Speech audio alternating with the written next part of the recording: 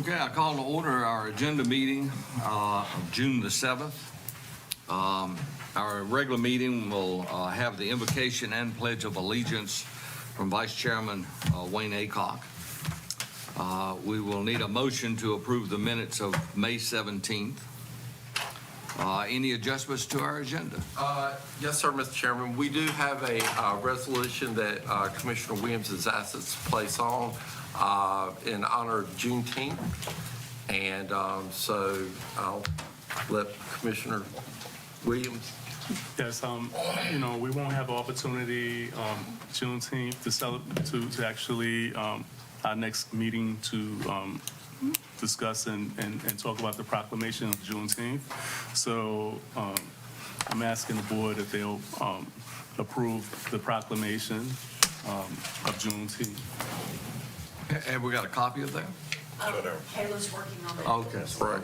And if the board's like, if we can put under consent, new business, whatever the board Yeah, chooses. if we will, just put it on consent. I'm good with that. Okay. Thank you. All right. Was that item 15? Yes, sir. Okay. And that's the only changes that I have at this time. What about this draft resolution supporting House bill? That is a revised resolution of what you have in your agenda packets. Our attorney made some minor changes to it, and we sent that to the Board of Education last night, and they did approve it 7-zip. It was modified? It was minor modification with just some minor word changes. Okay, all right. But that is actually already on our consent agenda. Yes, sir. Item 13, is that right? Yes, sir. Okay. All right, and then we'll move on to special presentations. Dr. Kroom will be here with Mount Olive University, and Dr. Kroom just wanted to give an update on activities that are occurring at UMO. And then we'll have the appointment committee. And there are some appointments. Yes, there are. Okay.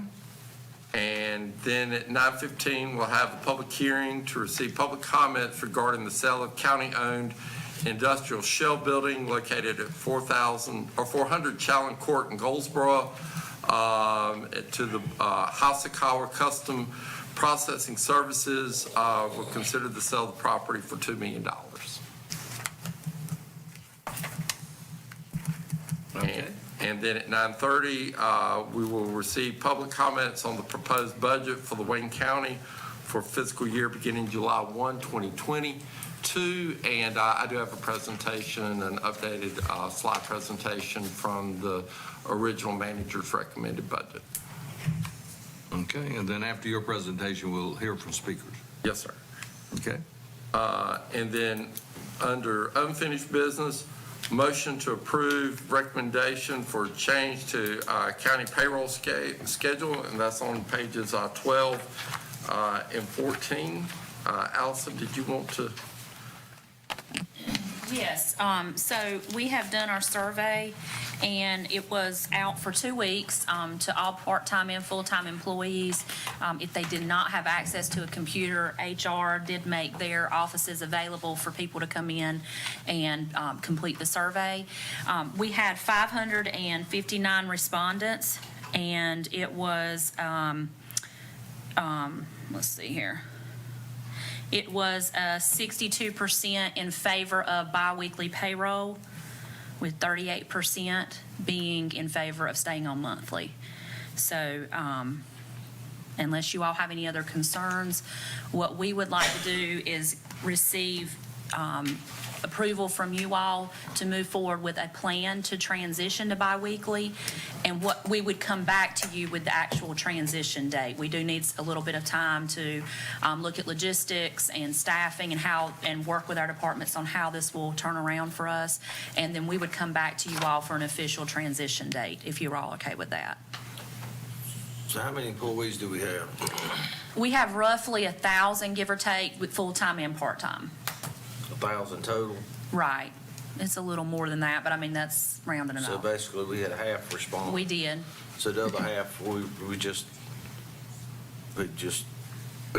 Usually if you can get, 50 to 60% on any type of survey or poll, that's a pretty good representation. I mean, the only other option we thought of is just leaving it out there longer. We did send out reminder emails and asked department heads to make sure they shared it with their employees. So, I mean, that's the only other way we could think of to communicate with them and ensure that they had access to that survey. The other 400, I'm sorry, go ahead. Ginger, did the employees that you talked to, did they really understand what we're trying to do?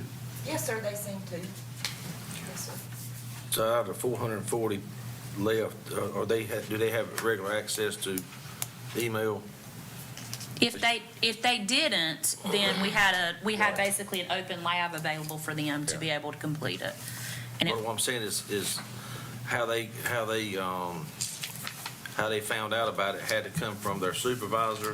I mean, it is a responsibility of department heads, and we communicated that specifically to department heads.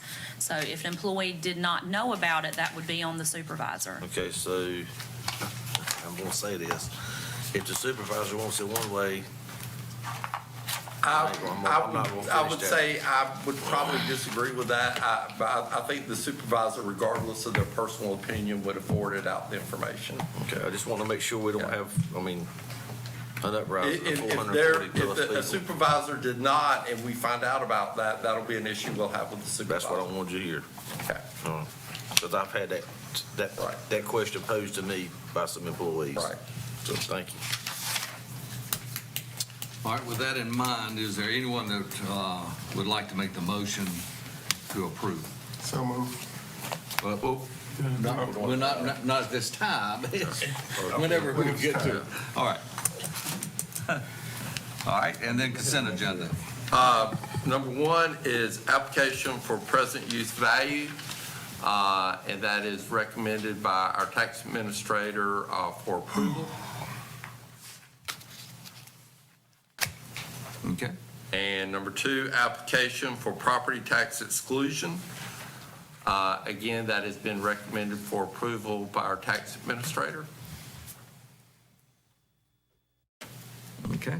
And then number three is budget amendments, and I'll turn that to Allison. Okay. Your first budget amendment is for Services on Aging. They have received donations from Duke Energy Progress and Eastern Carolina Council specifically for Operation Fan Relief. This is done every year, and it will be used to purchase fans for senior citizens that may not have access to them or to sufficient air conditioning. We have a budget amendment for social services in the amount of $8,725. This is to reallocate funds from their direct service allocation to professional services. This will be used for legal expenses for adult protective services and child protective services. Our next budget amendment is for the sheriff's office totaling $1,000. This is to anticipate funds and appropriate funds for maintenance and repairs of vehicles, and this is insurance proceeds due to a vehicle accident.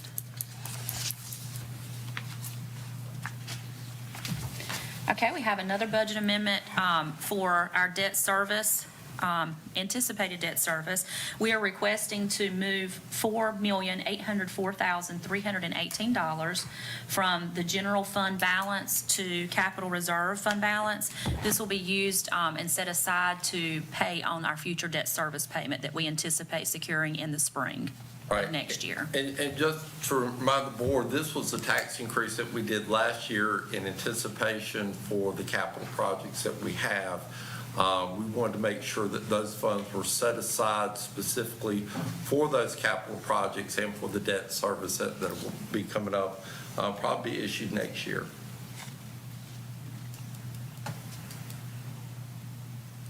Okay. Our next budget amendment is for the sheriff's office.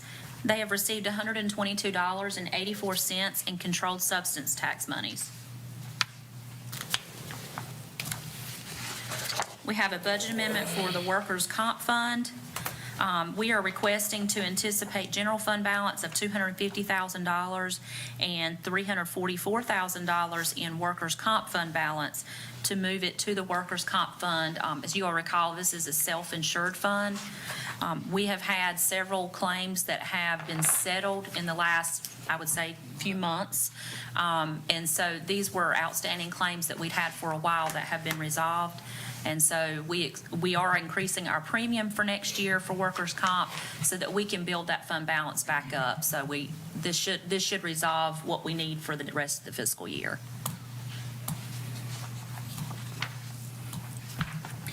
Okay, you have a budget amendment for the tax office totaling $9,890.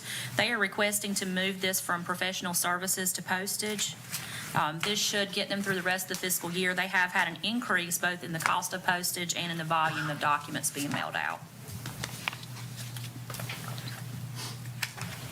Okay, your last budget amendment is for, I'm sorry, not your last one. Your next budget amendment is for EMS, requesting to reallocate $9,060 from other medical supplies to service and maintenance contracts. They had an increase in the contract with their linen company, and they do believe this will cover them through the rest of the fiscal year.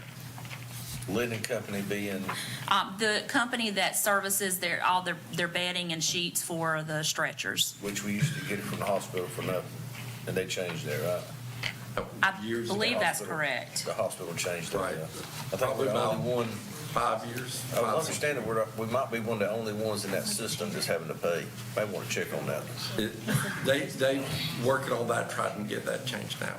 And then it went to the hospital. Yeah. That it we're was gonna get it, originally with- we're gonna get the linens back from the hospital? No, That was a quick no.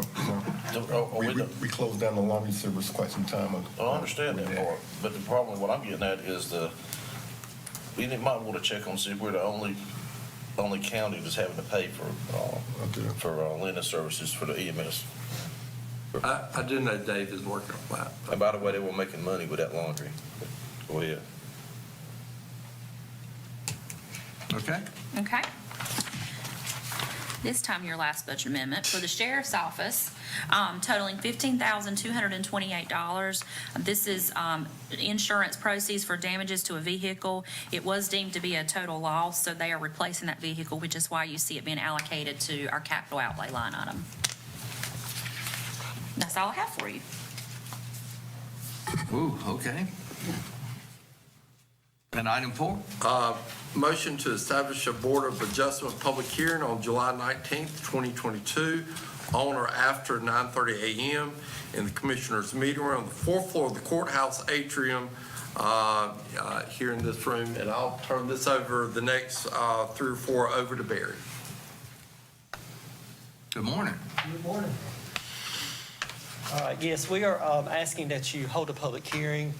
Since this is a solar utility facility that requires a special use, this board will sit as the Board of Adjustment for that and hold a public hearing. So it is what they call a quasi-judicial hearing. So anyone who speaks will be sworn in, there'll be testimony. But we do have quite a bit of information related to this that we require. As part of this process, we do send notice out to Seymour Johnson Air Force Base. We have received comments back from them, which will be included in your special use. And there will be representatives here from the solar utility facility to present formally to you as well. This is a 1,700-acre solar farm, so it is rather large, the largest one so far in this county if it gets approved, down in the Indian Springs Township. So with that, if there's any questions, I'll be glad to answer them. Any questions of Barry? Okay, we'll move on to 5.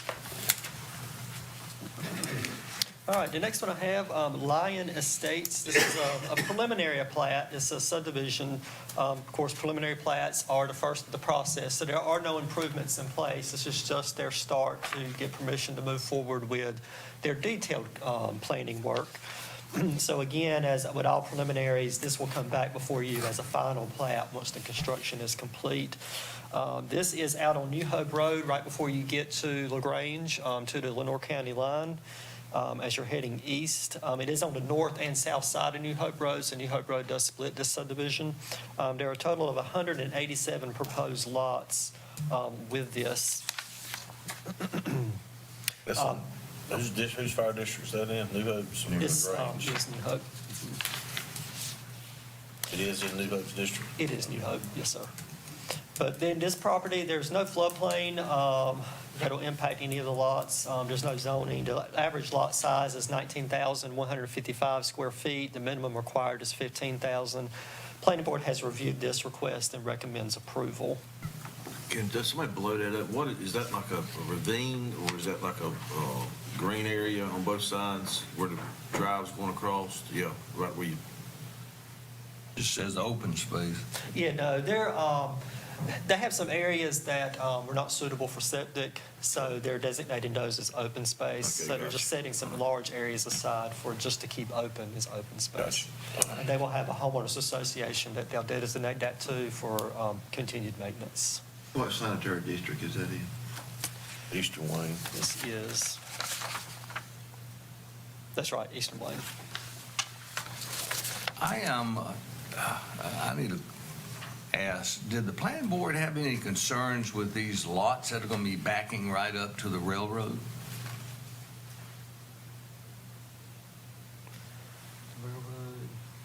And the reason I say that is that close to the railroad tracks,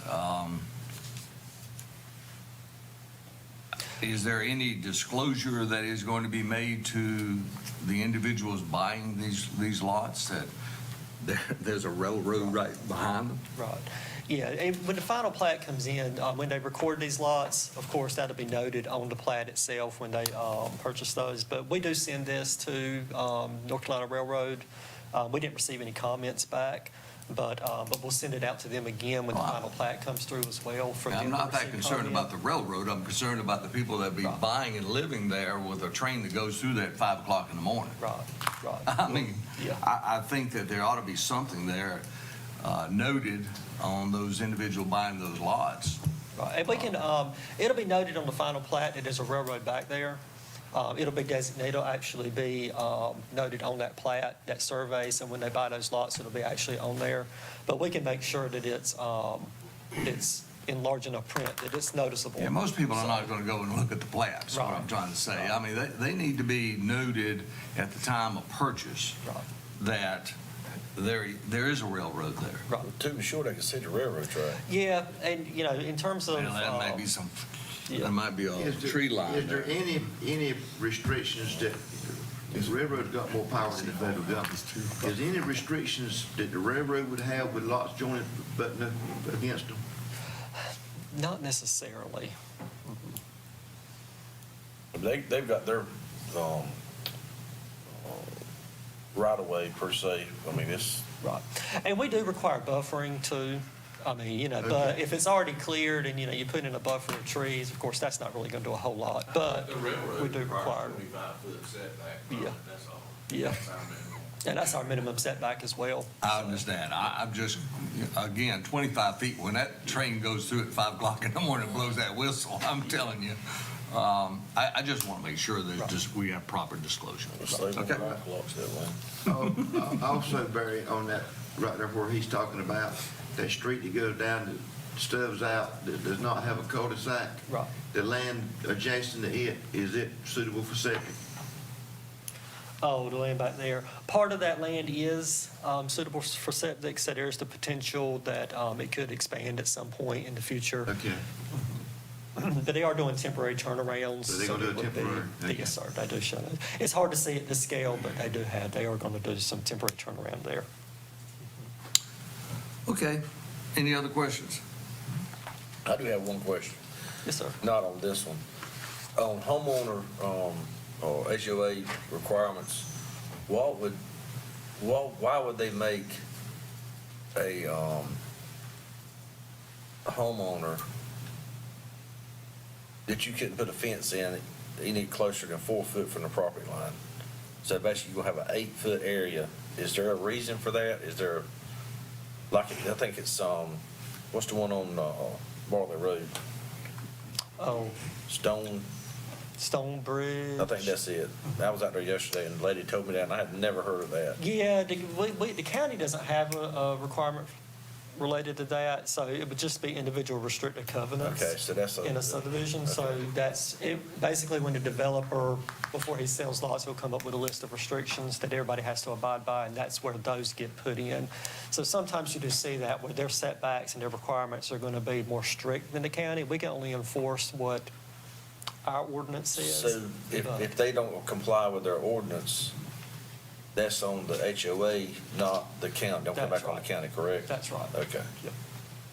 Thank you. Okay. And good luck in getting to abide by the ordinances. All right, item 6. All right, the next one, Prestonwood, this is a preliminary plat. This is actually back behind Goshen Medical Center, if you're familiar with Adair, the Adair development off of 70 in Rosewood. This is an extension of that. This was proposed several years ago, but has since expired. There are 48 lots. There are 48 lots proposed that'll connect in to that development back behind Adair Place. This is what they call a cluster development, so the lots are clustered together and they have open space. They do plan to use sewer for this development, which allows them to cluster lots together. The design has not changed since the first approval. I think it was about 5 or 6 years ago.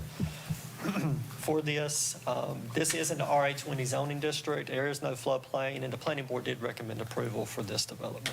Did you say they're gonna use sewer, Yes, sir. and the sewer's going where? Fork, Which would be goes to? Goldsboro. And Goldsboro's got an issue with sewer issues, and we're adding residential sewer.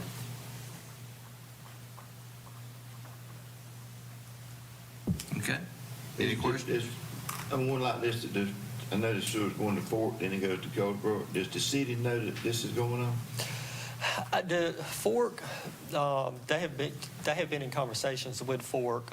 Fork has allocation, I guess, for a certain amount of sewer that can go. And so that is, this is part of that. Okay, so that being said, what you just said, they've got allocated sewer. So Fort's got a certain amount that they have bought or whatever, and I guess like Fremont Right. bought. Right. So when it comes to the percentage, that 87% or whatever the sewer thing is at, and I'm not throwing darts, I'm just asking, does the allocation, is that part of the 87%, or is it the daily pumping that's going to the system is the 87%? I understand it's a daily. So the daily is 87%. So when we add more subdivisions or businesses or whatever to it, then that jacks to 87%, or potential to jack it up even higher, correct? Correct. Potentially. So if we keep approving plats that are requiring sewer, are we potentially going to put Goldsboro sewer system? But on the flip side of that, if I'm Fork and I have an allocation that I've already purchased and that you've given me, as long as I'm under that allocation, that's what I would be concerned with. And then above and beyond that, that's the city of Goldsboro's responsibility that they're going to have to deal with. Okay, So, They shouldn't be Yeah. allocating. right. If I've got Stuff, capacity in my yeah. allocation to give capacity, just like, Fremont had, then that really becomes an issue for the city of Goldsboro, not anything that has capacity under their current allocation. yeah, but what I'm getting at is, it's an issue for the city of Goldsboro, but it's an issue for us because economic development, so basically the Right. Goldsboro Business Park, Right. or whatever we want to call it, the one on Paytown Road. If they put a building in there that's going to require sewer. If we put if we add the pad ready side, if we start putting sewer on that, I mean, what I'm saying is it just drives the piece up, and we got a responsibility as well, to make smart decisions, just because it's all thrown back on the city. You know, I mean, we're responsible for getting part of that, or But making like part of with that Gulfport issue. Industrial Campus, they're the ones that approved of the allocation to move forward with that. I mean, But technically, if it's allocated to Right. them, they could sue the city of Goldsboro if they didn't provide them with this service. That's why they bought it. So, technically, it's nothing that we can do about it at the end of the day. They probably could come and sue us if we didn't approve it because of that. Well, I'm you not know? saying, I'm just saying we need to make sure that we understand that Right. we keep everything that adding, we add adding to the is sewer costing system. We're It's gonna- contributing to Goldsboro's problem. One thing is you don't see a lot of sewer projects coming through this board. This is the only one I remember that. I can't remember. Right, I'm just throwing that, yeah, I'm just throwing that out there. I'm not saying don't approve it, I'm just saying we need to be mindful that we might be attributing to the, I'm surprised they let them time because it's exactly. Okay. Anyway. And again, this is just a preliminary plat, so they will have to do their detailed work coming up, as they decide to move forward with this development. And that includes working with the Water Authority, their plan designs, and getting formal approval for that as well through them. So again, this is just preliminary at this point. Okay, any more questions on that? Okay, we're moving to 7. All right, and the last one I have, I believe, is Gander Lake Phase 7. This is a final plat. This is out Pikeville-Princeton Road, right at the Johnston County line. The first phases, of course, are in the front. This will be in the back, so you really can't see it from Pikeville-Princeton Road, but it is back there.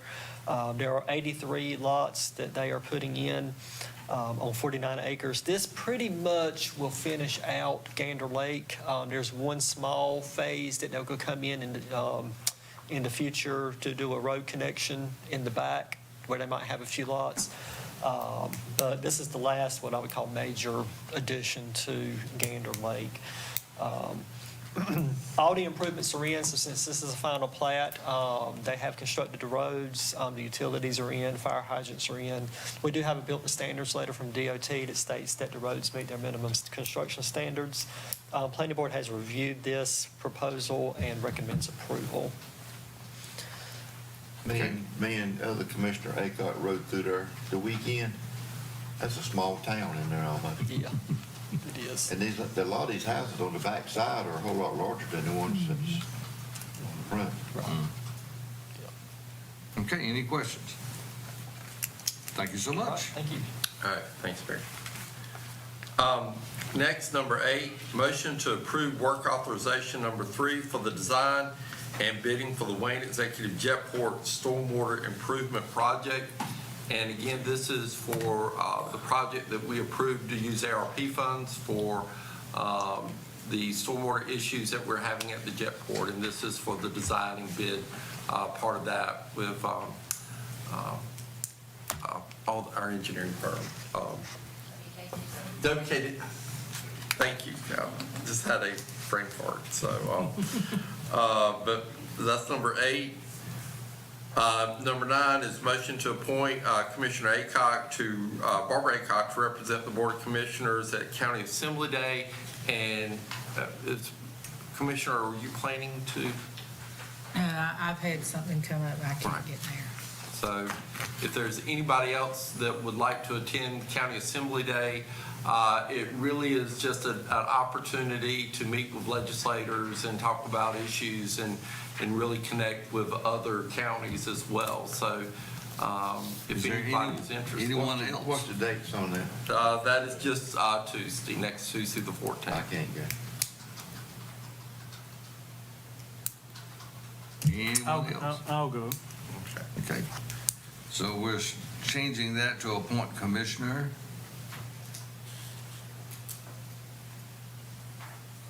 Williams. Williams. Williams.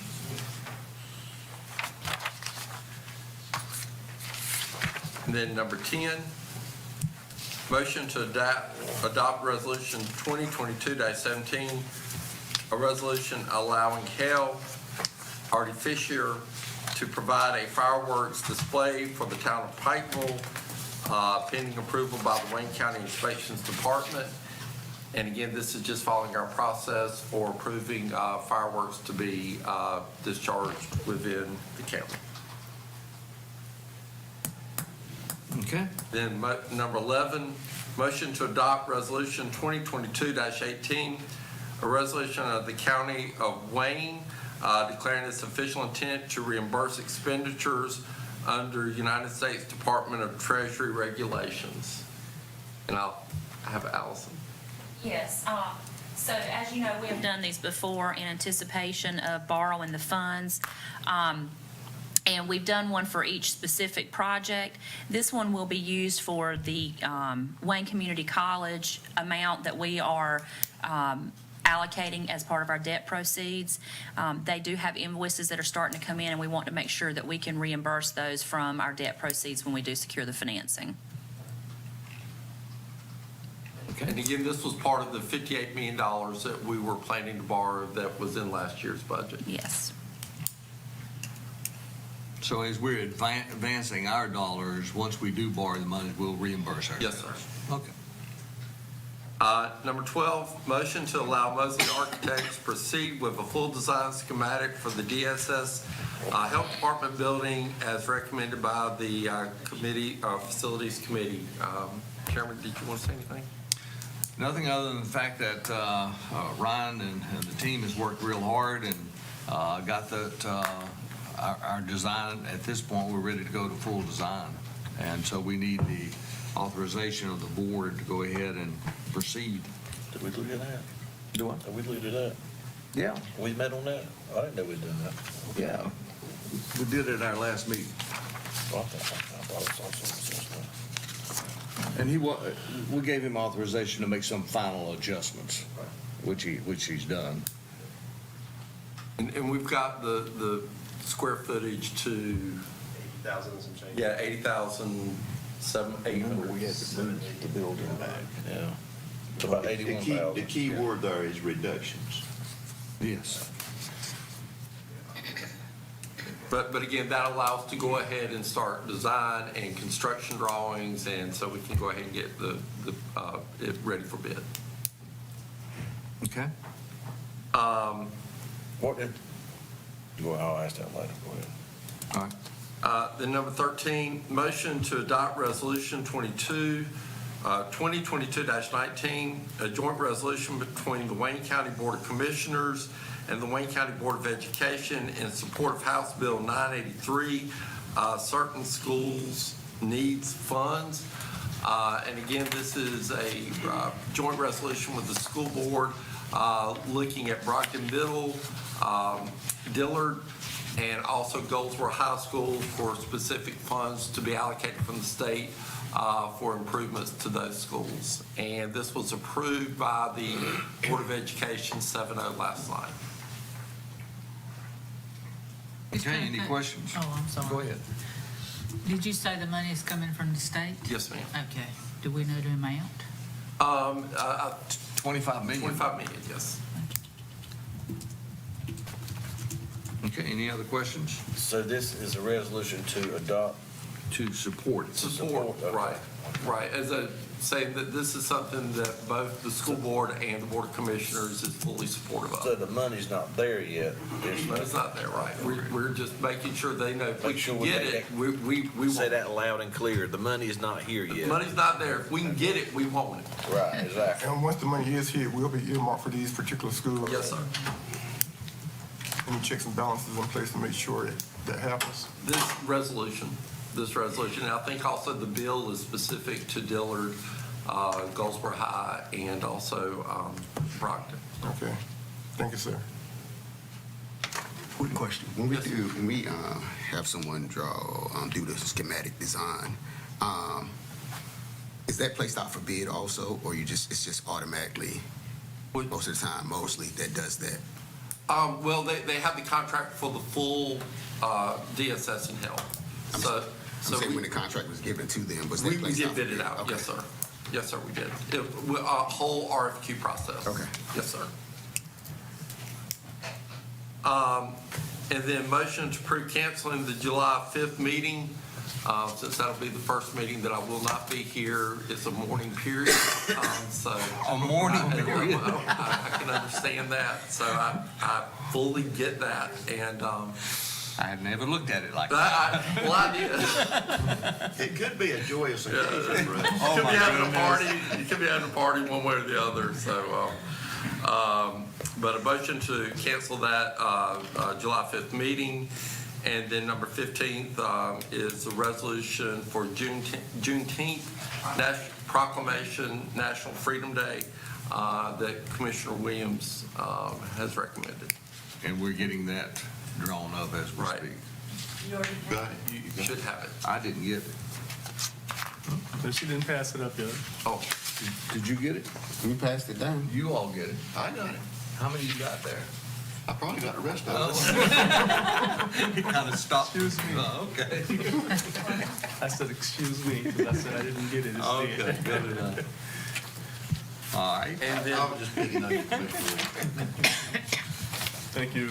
And then, under new business, discussion of motion to approve North Carolina Southeast Product Development Fund application for a pad-ready site funding. Again, the North Carolina Southeast has received $4.7 million for economic development, and we're asking for $262,000 to look at a pad-ready site over at Park East. That's all we got out of 4.7 million. That's our allocation. Oh, okay. That's, So it's kind of split 18 equally. yeah. counties.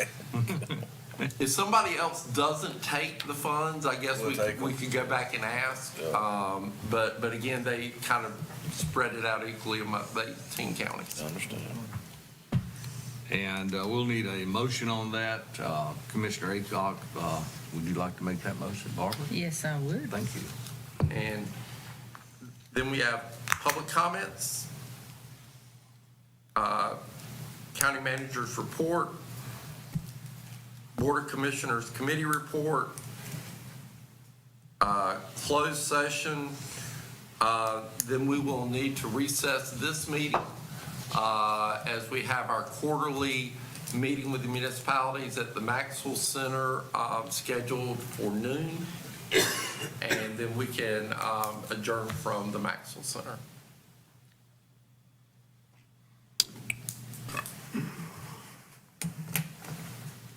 And do we have an agenda for that meeting? Yes, sir, we do. Great, okay. Kayla actually has those, so she'll pass them out over there before we get there. And again, the agenda, just real quick, is the director of the North Carolina USDA Rural Development will be here to kind of talk about their programs and grant opportunities that they have available under USDA. And you'll be making that introduction. Yes, sir. That's great. Okay, we've got a little time here. We've got some items we wanted to take up in closed session, and if we can, I need a motion that we go into closed session at this time. So moved. Okay, we've got a motion to go into closed session for. For the purpose of consulting with your attorneys to preserve the attorney-client privilege and to consider the qualifications, performance of public officers. Okay, got a motion to go in closed session. All those in favor signify by raising your right hand. Okay, we're in closed session.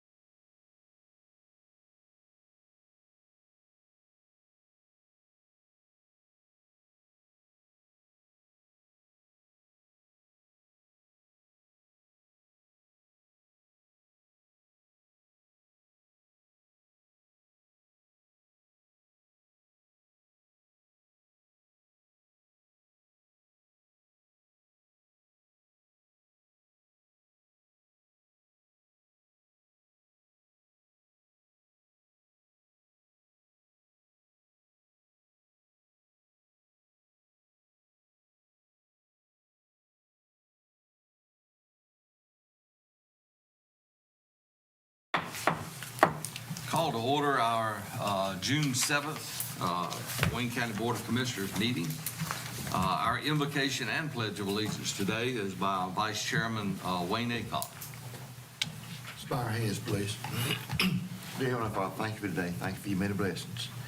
We ask that you give us the knowledge and the wisdom to make the decisions for the betterment of Wayne County.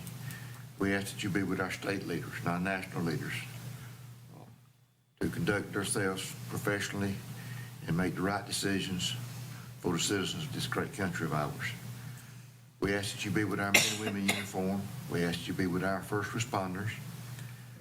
We ask you to be with our educational system, local and state, to educate our children to be future leaders of this country. We ask you to just be with all of us as we make these decisions. We ask this in your name. Amen. Amen. I pledge allegiance to the flag of the United States of America and to the republic for which it stands, one nation, under God, indivisible, with liberty and justice for all. Okay, our next item here is approval of the minutes. I need a motion for approval of our May 17th meeting.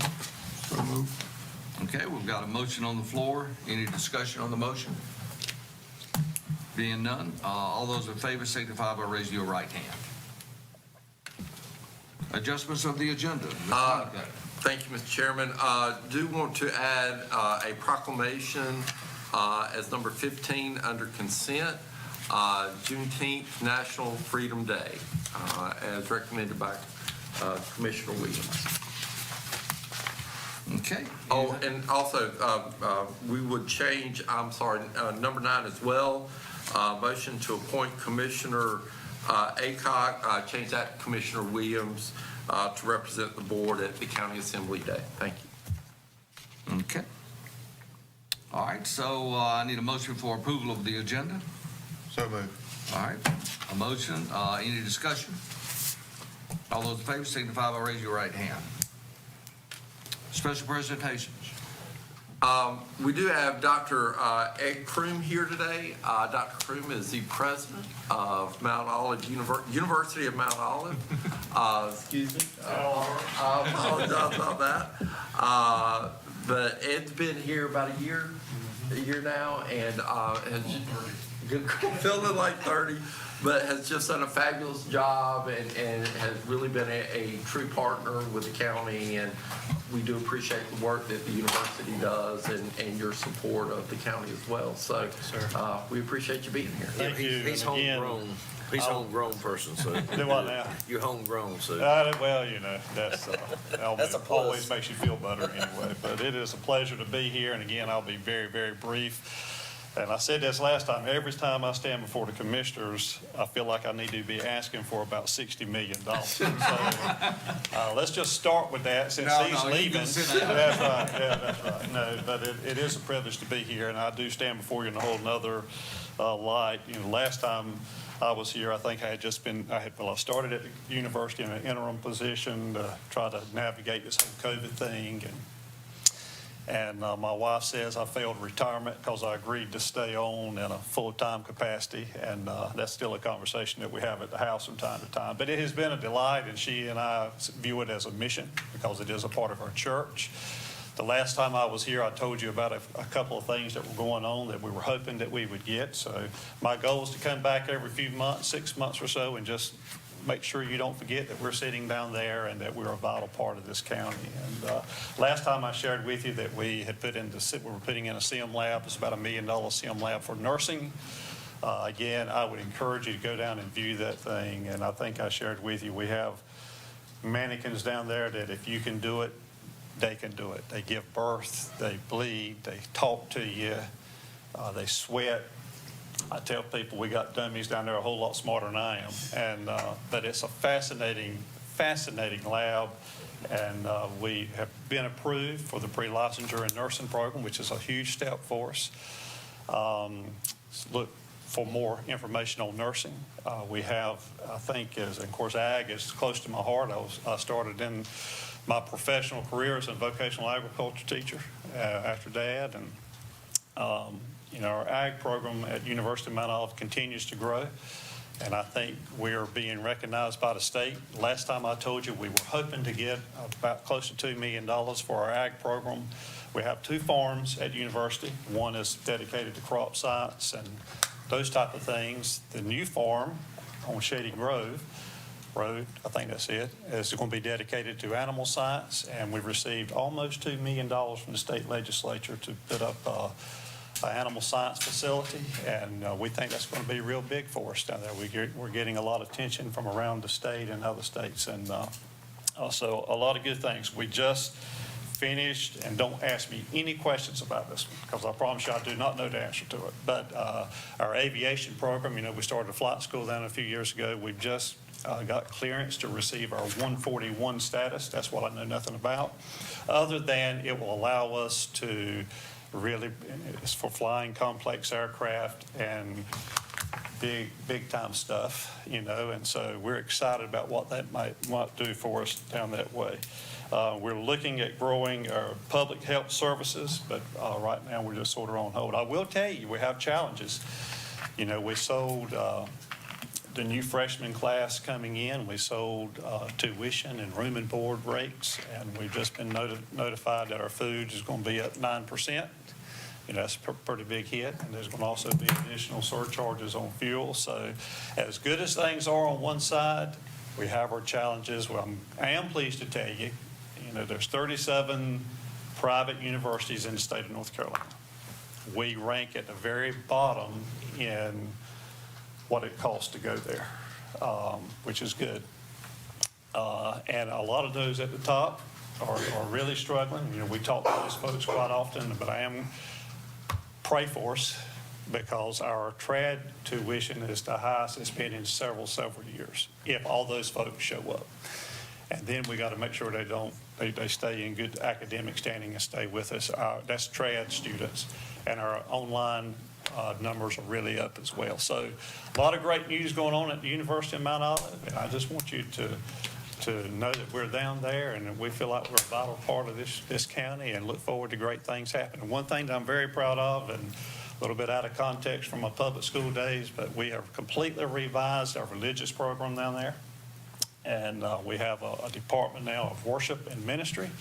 Obviously we're part of the Free Will Baptist denomination, but we are bridging gaps among many denominations and trying to grow our entire framework to spread the good news of our Lord and Savior Jesus Christ. So I'm excited about that part as a personal piece as far as leading the private university. So any questions at all that you might have for us? Any extra money you got? Well, thank you so much. It's been great, the short time that I've been able to work with the county manager, and look forward to a long relationship. Thank you so much. Thank you, sir. But we do appreciate you staying in touch with us, because, sometimes we have businesses and organizations that doesn't, and, Right. but we appreciate you coming and keeping us updated on what is going on, because the university is a vital part of Wayne County. Right. We're very blessed to have educational facilities that we do have in Wayne County. And one of the things, you are leading us in economic development. That's a big key piece of this. So thank you, sir. Well, thank you. It's sad to say that my family has been a part of the Free Will Baptist denomination all of my life, but I had no clue the number of people that come to Johnson County on the first day. Johnson County. Sorry about that. Wayne County. Slipped out. Y'all there went my 20 million ass to 10 million. The number of people who are on that campus when students move into school is unbelievable. It is a fascinating amount of cars, and those folks stop and buy gas somewhere, and it's a lot that come in, and I had no clue until I had the opportunity to experience it. Thank you so much. Thank you. Okay, appointment committee. Yes, sir, we have several this morning, and these come to you in the form of a motion. Okay. Motion to appoint Joanna Johnston to the Pikeville Planning Board, recommended by the Pikeville Town Manager. Okay, we have a motion on the floor. Any discussion on the motion? Hearing none, all those in favor signify by raising your right hand. Motion to appoint Jamie Livengood to the Juvenile Crime Prevention Council. Okay, we have a motion on the floor. Any discussion? Hearing none, all those in favor signify by raising your right hand. Motion to reappoint Melvin Horner and Willie Walker to the Wayne County Council on Aging. Okay, we have a motion. Any discussion? All those in favor signify by raising your right hand. Motion to appoint Michael Dawson and Matthew Harrison to the ABC Board. Okay, motion on the floor. Any discussion? All those in favor signify by Yes. raising your right hand. We had, Oh, excuse me. before, I sat on the appointment committee, we had two people last year that we said that we would take into consideration this year because you didn't put them on the board and you put Bill Pate on the board. Now, I'm not hearing anything from about those two people. And I'm pretty sure this board is still going to end up lacking some diversity. And I have an issue with that. We spoke about that last time. And this time, this board needs to have some diversity on it. And, we keep turning the wheel doing the same thing because we like certain people and we want certain people to be in certain places in charge of certain things. So therefore, I'm questioning these two people that you have on this board, when they applied, why those other two names haven't come up and everything else. So I don't like this at all. So can somebody from the appointment committee please give me some information on that? I don't have those at that time. Can we postpone that until our next meeting? We actually have a motion that's on the floor. And with that in mind, And I can assure you that we are looking to those conversations. Looking into them is not good enough. That's not good enough, sir. We've already talked about this. We talked about this last year. We talked about it last year, and here we go with the same old thing again and again and again and again. There's been no change with this board, and it's the same old mess over and over. And therefore, like I said, once again, it's ridiculous that a county that's a diverse county doesn't have a diverse board. Well, so you got to have diversity. They have to apply. Okay, and someone applied last year that should have gotten appointed then. But now, all of a sudden, their name isn't even brought up in conversation. I just said in the meeting the other day, and I'm pretty sure that one of those people that you're putting up there just applied within the last week. No, they have. They applied a year or so ago. Okay, so why weren't their names up there last year when we talked about it? Because I don't remember their They names. were. Okay, I need to see that. I want all that information then. Okay. Because you have those names, but you don't have the other people's names that applied last year. Readily convenient. That's amazing. I don't have those names. So, okay, we've got a motion on the floor. Commissioner Williams can make another motion to have it because we need to look at this. Wrong is wrong. Right is right. You're trying to fast forward this and push it along because it's what you want, and that's not right. I'm just simply the chair, and a motion has been made from the appointment committee, and I'm just acting on the motion. And what were the two names again? Michael Dawson and Matthew Harrison. Will you withdraw your motion, sir, until our next meeting? no, I'm not going to withdraw the motion. All right, we have a Of course motion not. on the floor. All those in favor signify by raising your right hand. All opposed? Okay, any more from the appointment committee? Reappoint Greg Riker. Barbara Aycock vote on that? Yes. In favor or? Yes. Reappoint Greg Riker, Chadwick Coker, and Paul King to the Wayne County Executive Jetport Commission. All right, we have a motion on the floor. Any discussion on the motion? All those in favor signify by raising your right hand. All opposed? Okay, any more? Nope, that's it, sir. All right, at this point, we are going to open up a public hearing to receive comments regarding the sale of county-owned industrial shell building located at 400 Chatham Court, Goldsboro, North Carolina, 27534, and being further described as Lot 8 and Plat Cabinet L, Slide 37-E of the Wayne County Register. The Board of Commissioners will consider a sale of the property for $2 million to, pronounce that name for me, Hasakawa Custom Processing Services, LLC. Each speaker will have a time limit of 4 minutes. So I open for public comment. No one signed up. Okay, well then no reason to wait any longer then, is it? All right, since no one signed up for any comment on that, I am closing the public hearing.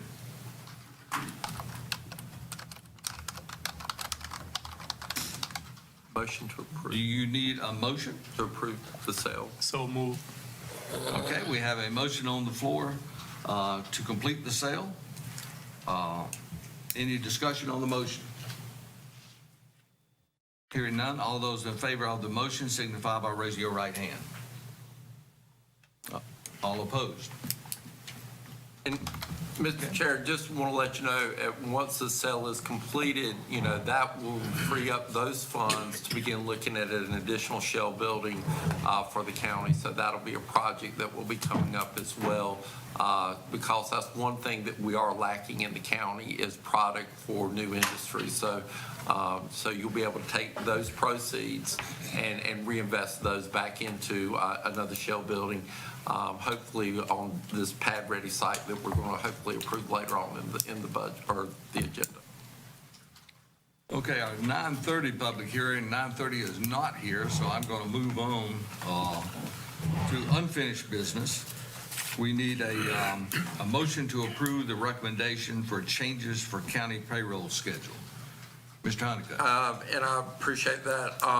We have in your agenda packet kind of the reasonings why we're looking at that. We have surveyed our staff as well, but this would change from a monthly payroll to a biweekly payroll. This does not give a specific time frame, but this states that the board is willing to allow us to move forward with the process. So with your approval, we will start the process and move forward. And again, we have surveyed staff. We got about 60% response, and it was about 60-40 for changing to biweekly and 40 against. Okay. Any comments on that? Just, is the staff comfortable with making a change? Yes, sir. It is going to require a good bit of planning and just logistically laying it out, lots of education to our employees. So that's what we want to take some time to formulate and present to you all before we have a good date in mind. Is this going to create any other positions? No, sir. No, sir. No, sir. Okay. All right, so I need a motion to approve the recommendation. So move. All right, we have a motion on the floor. Any discussion on the motion? All those in favor signify by raising your right hand. All right, still not 9:30. I don't believe that was unanimous. It was unanimous. No, it won't be unanimous. It Oh, was. I'm sorry. All those opposed? Thank you. Okay, on the consent agenda. Again, we went over the consent agenda in our pre-agenda meeting. Again, with the change in number 9 from Commissioner Barbara Aycock to Commissioner Williams, and the adding of the Juneteenth proclamation as number 15. Okay, do I hear a motion for approval of the consent agenda? So move. All right, we have a motion to approve the consent agenda. Any discussion on the motion? Hearing none, all those in favor of approval of the consent agenda with the changes signify by raising your right hand.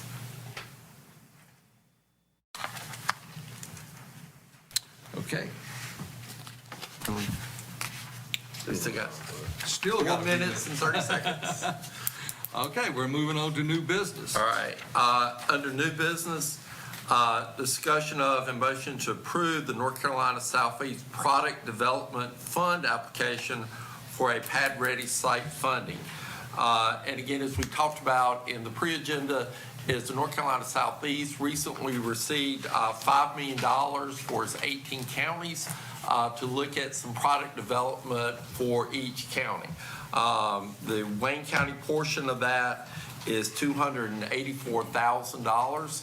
And if we do receive that, we would like to look at it as far as getting a pad-ready site ready. And now we can also look at the pad-ready part along with a shell building as well. So, but we need to approve this resolution and support so we can draw down those funds from the North Carolina Southeast Commission.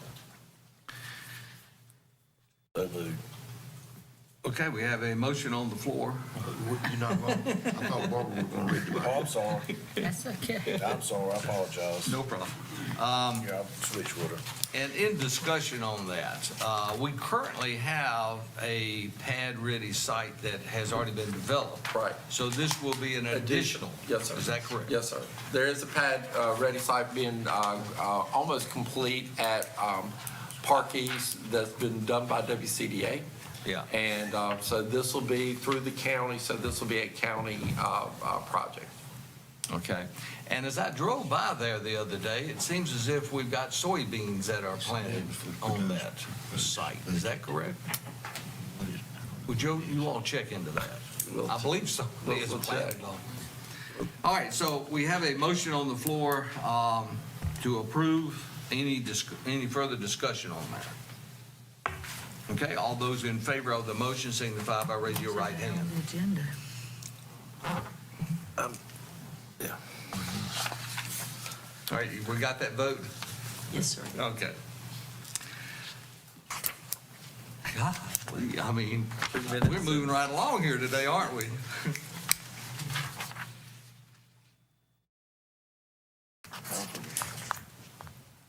Just stall for 2 minutes. Stall for 2 minutes? Well, that clock up there says 9:30.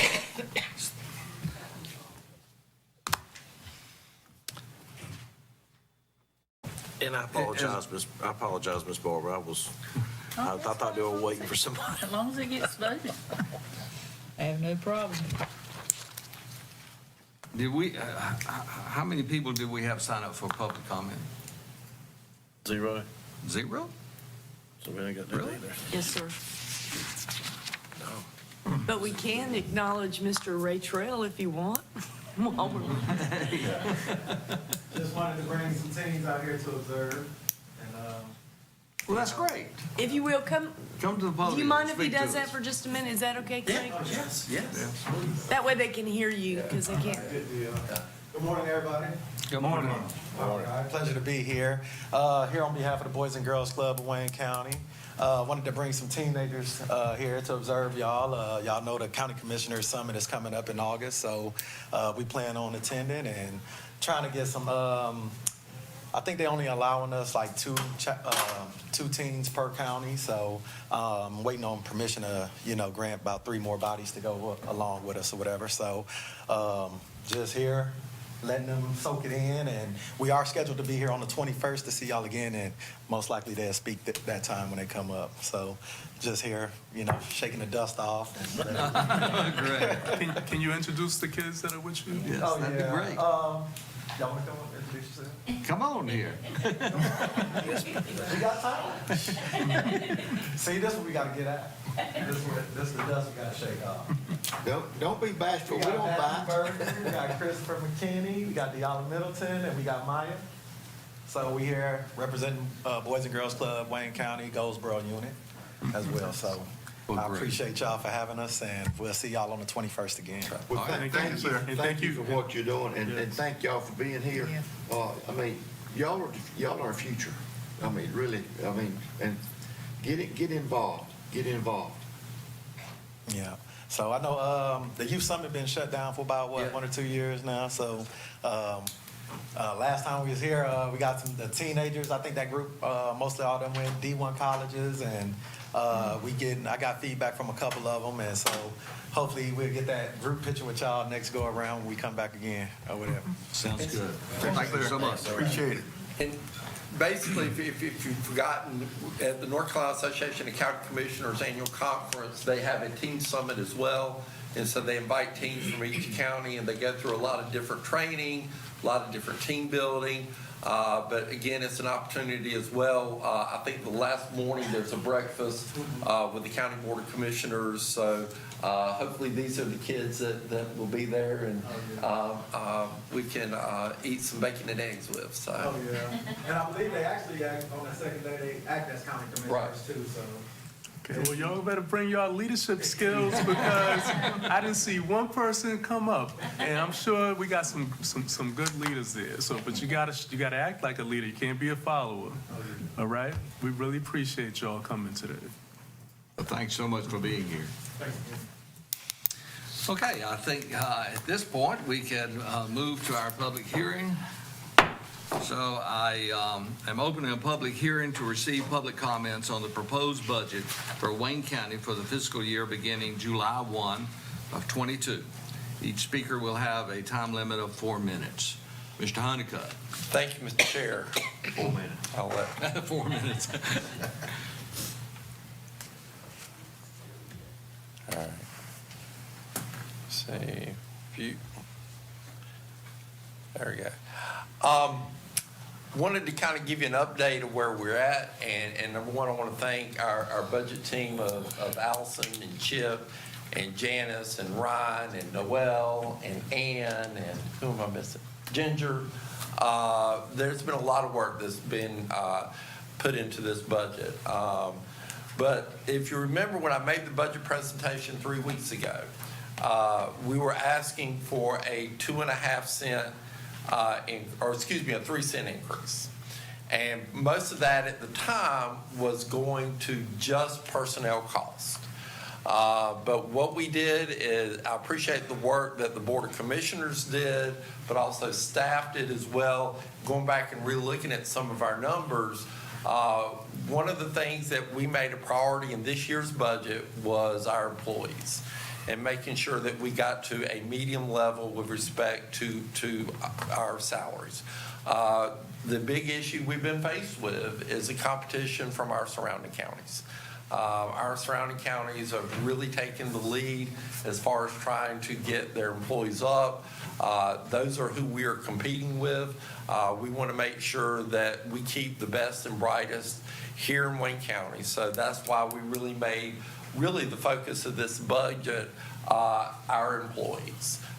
So in going back through the workshops that we've had and going back and looking at some of the adjustments in the budget and looking at some salary adjustments, we were able to do full increases. We talked about some partial implementation, especially for health and DSS. We went back and we adjusted some of our revenue, and we were able to get everybody in really full. So I don't think we got full on EMS. We did a huge hit on EMS, but we've hit EMS hard over the last couple of years. But everybody else, as far as the recommendation from HR, we did get in full. But by doing that, that meant a 2.5 cent salary or tax increase. One of the things that has happened in the last week is we've talked about is capital projects. We talked about the cost of schools. We talked about the cost of DSS. If you remember last year, we raised taxes specifically for debt service for capital projects. With the economy that we're having now, we felt like we needed to go up another penny to cover that debt service because between fuel costs, labor costs, supply chain issues, everything that we're seeing, inflation really increasing about 1% a month, we felt like we needed to make sure that the county was in good shape to make sure that those capital projects were being able to be done correctly, and to be funded. So again, if you look at our tax increase that we're recommending, we are targeted 2.5 cents specifically for salary adjustments. And if you also look at the history of Wayne County, we haven't had a tax increase in a while for operations. We had a tax increase last year for debt service, but not for operations. So the 2.5 cents that we have in there, again, are for salary adjustments. And again, in the last week, we added on an additional penny for debt service because we did feel like we were going to run short, especially with the increased costs that we were seeing. So, Excuse me. yes, sir. With making those, getting those positions close to where we are. Median. Yes, sir. After I looked at this last few days, I couldn't figure out like how are so many departments so far away from each other. You know, that bothered me, you know, that we have the county manager's office only 3% away, but then you have a register of deeds 45 and human resources 31. You know, what are we doing in the future to make sure that doesn't happen again? Like, even with evaluations, with employee evaluations, what are you using those for? Are employees getting raises off of those evaluations? How is all of that working? Because it's like we're going to end up right back in this same situation at some point if something's not put in place. You know, when I was with the city, you know, you had a ranking between 1 and 3. You know what I mean? And if you was a 1, you got 1%. 2, you got 2%. 3, you got 3%. From my understanding, I don't know what we do here, but I don't know if we do anything. You know what I'm saying, as far as those evaluations go. Right. But I think something needs to be put in place and put in place ASAP because I don't want to have this same issue next year or the year Yes, sir. after that if I'm, you know, if I'm still here, whenever, Yes, you know, sir. or for whoever is Yes, here in sir. the future. Hopefully one of these young men or women back here be in my position and they can make that decision. But, you know, One of the things that and you're 110% correct, we are behind. And part of it has been, there's been years that there's been no merit, 1% merit, no cost of living increase. We have been flat as far as what we have done for our employees. One of the things in the thought process now is if we can get to kind of a base median, that every third year we're going to look at all departments on a continual rotation basis to make sure we do not get as behind as we are right now. So I do agree with you. If we can put money in next year's budget, make sure we have good merit and good cost of living. We do have good evaluations set up, but again, it's dependent upon the funding, how much we're willing to put aside for merit and how much we're willing to put aside for cost of living. So, but we do have a good process set aside for reviews, but again, if we don't fund it, they really don't mean much. yeah, but I'm just saying, I think that, you know, as a board, as a county, just period, we have to put something in place. You know what I mean? Because sir. it's just not going to work, continue going the way that we're Yes, going. sir. You know what I mean? I know it's a hard thing. I know it's money, but you know, if we can adjust everything else, we can just start adjusting our pay for our employees and cost of living. You know what I mean? We know everything is rising. Yes, sir. So why are we not looking at that? Yes, sir. Well, and again, that's the reason why we're looking at it right now, and hopefully moving forward, we'll have it set up that every year that we do a third of our departments, and then the next year do another third, then the next year, we can do that on a continual rotation to make sure we don't get as far behind as we are right now. Yeah, I mean, that's fine. That's a start. You know what I mean? But I would like to see all departments on a yearly basis. I mean, you know what I mean? I know that's a cost, but if other cities and other places and counties can do it, you know, why can't we? Right. And I know it's being done other places, so it's a reason why we're not doing it. And that reason, to me, I don't know. We got to find that out and get that done because it's not fair. It's not, you know, it doesn't even look good on paper. Right. Looking at some of these salaries, it's sad. Yes, sir. I totally agree. Thank you, sir. Yes, sir. Again, one of the big concerns that we have, as always, is what's our general fund balance usage, and we're looking at $3.5 million to balance off the budget. And again, I always want us to look at fund balance use as a bridge. You know, that we, you know, as Commissioner Daugherty finally got me to say 3 weeks ago, we underestimate revenue and overestimate expenditures. So it is that bridge that we use because we you know, use fund balance this year on this year's budget, but we'll be in the black. So we won't be in the red, so we won't be using any of that fund balance that we projected to use. So it is that bridge that we kind of have to kind of get us to, make sure we have that balanced budget. And what was the amount that we used in this year's budget? 3.8. I think it was like 3.8. 3.8. So, but again, we But we're will be in in the the black. We'll be in the black, yes, sir. Okay. So we're using less this. We are using less this year. And this is really, we have come down, as Chip likes to point out, we have come down on fund balance usage over the past years. At one time, I think we were using 5 million. So, but we have really whittled that down to really, this is a very, on a $200 million budget, this is a very manageable level.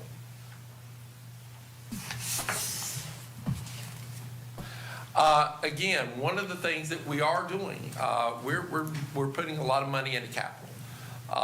And we are using ARP funds that we have set aside.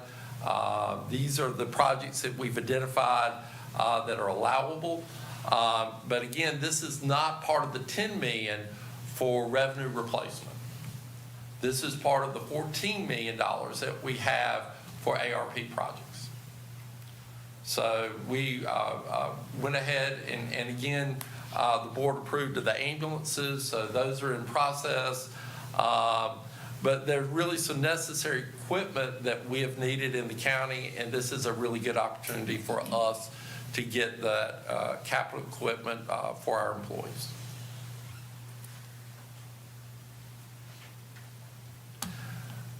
Again, we are also using we set aside $10 million on our unappropriated fund balance this year. If you can remember, we had a large increase in the unappropriated fund balance that we said we're designating $10 million of that for capital projects. So we're using $1 million of that for now, or $1,062,000 in the upcoming. We need to replace boardroom audio, voting machines. There's a couple of roofs we need to do, HVAC, the timekeeping system, and some software upgrades. Again, these were projects that would not be funded under ARP, and that's the reason why we put them under the capital reserve. Again, everybody wants to know where we're at. This is where the surrounding tax rates are. Even if we go to 74, we are still adequate, or not adequate, we're still in the ballpark of our surrounding counties. We're still even on the low end for our surrounding counties. Again, public schools, we have increased their general operating funds by $427,000. We've added the $2 million in small capital, which is their sales tax. But one of the things that we have done, and we've kind of committed to, is the $600,000 for the new STEM school that will be on base at Seymour Johnson. Again, half of the kids will be Air Force kids. Half of them will be through the lottery through Wayne County Public Schools. Is that recurring 600? That is a recurring cost from now on, yes, sir. And that's a big problem. It's a big problem. I mean, we have schools in repair that we need repaired, we can't even get repaired, but we're spending that kind of money out there on base when we have a school that's only 50 feet from the base. So now you're further separating kids and giving kids a better learning experience than what you're giving other kids. You know, if you look up at look on the DOD, you know, it's a reason why it's never been a school on that base. They never needed it. There's not enough kids out there on that base to the military kids to provide a school on that base. You know, and that's just a fact. I don't know where we're getting this thing from that they want a school on base and we have to do this to keep the base there. It's all a complete lie. It's nowhere, nothing you can find anywhere. The Department of DOD said, okay, we need a school on that base. The percentages are too low. You can actually look on their site and it says because the base is so close to public schools, inner city public schools, that there's no need for a school on that base. But here we go, investing in a building, investing in all of this that that it's not ours, that they can take back at any time they want to because it's the military. No different than the city of Goldsboro did with those soccer fields. So now the kids in the inner city that I represent will get less again. We'll get less of an opportunity to probably even go to this school because of the challenges and the problems that it present. Then we're gonna have an issue, we already got an issue with buses. The cost. We already said we're struggling for money around here, raising taxes and everything else. We're building a new school that's costing us almost 70% more than what we expected. And it's just sad. I mean, you know what I mean? It's just sad that the objective that we're using and the scare tactic that we're using to even put this school on base. It's like we're putting a private school on base, which could end up being illegal once some certain people look at it. Right. It's just terrible. And I've done all this research, and I can back it with facts. Can't nobody in here back it with facts that the DOD said they want a school on that base. And I know that for a fact, and I'm willing to say that right here. I don't care about the Roosevelt Group. I don't care about Friends of Seymour, what they say. Because I know that they can't back it with facts. They can't back it with a written document. I can back all my numbers. The low percentage of kids. We're not Fort Bragg. We're not Camp Lejeune with 48% of their kids, you know what I mean, in the county are military, or 28%. Not even nowhere close to that. So it's just something to think about, and it's sad, but here we go. $300,000 to repair schools that needed to be repaired that were built 60, 70 years ago. But we're gonna invest $600,000 a year out there on base. Yeah, the 600,000 that we have is really not into the building. It is more for the soft costs. It is for the teachers, is for the principals, is for the utilities, is for cleaning, those type issues that we would do at any other school. So, But correct me if I'm wrong, Commissioner Foster, your point is that $600,000 will recurring costs. it is. It is. No matter what it's for, it's $600,000 of It recurring is costs. a recurring cost, yes, sir.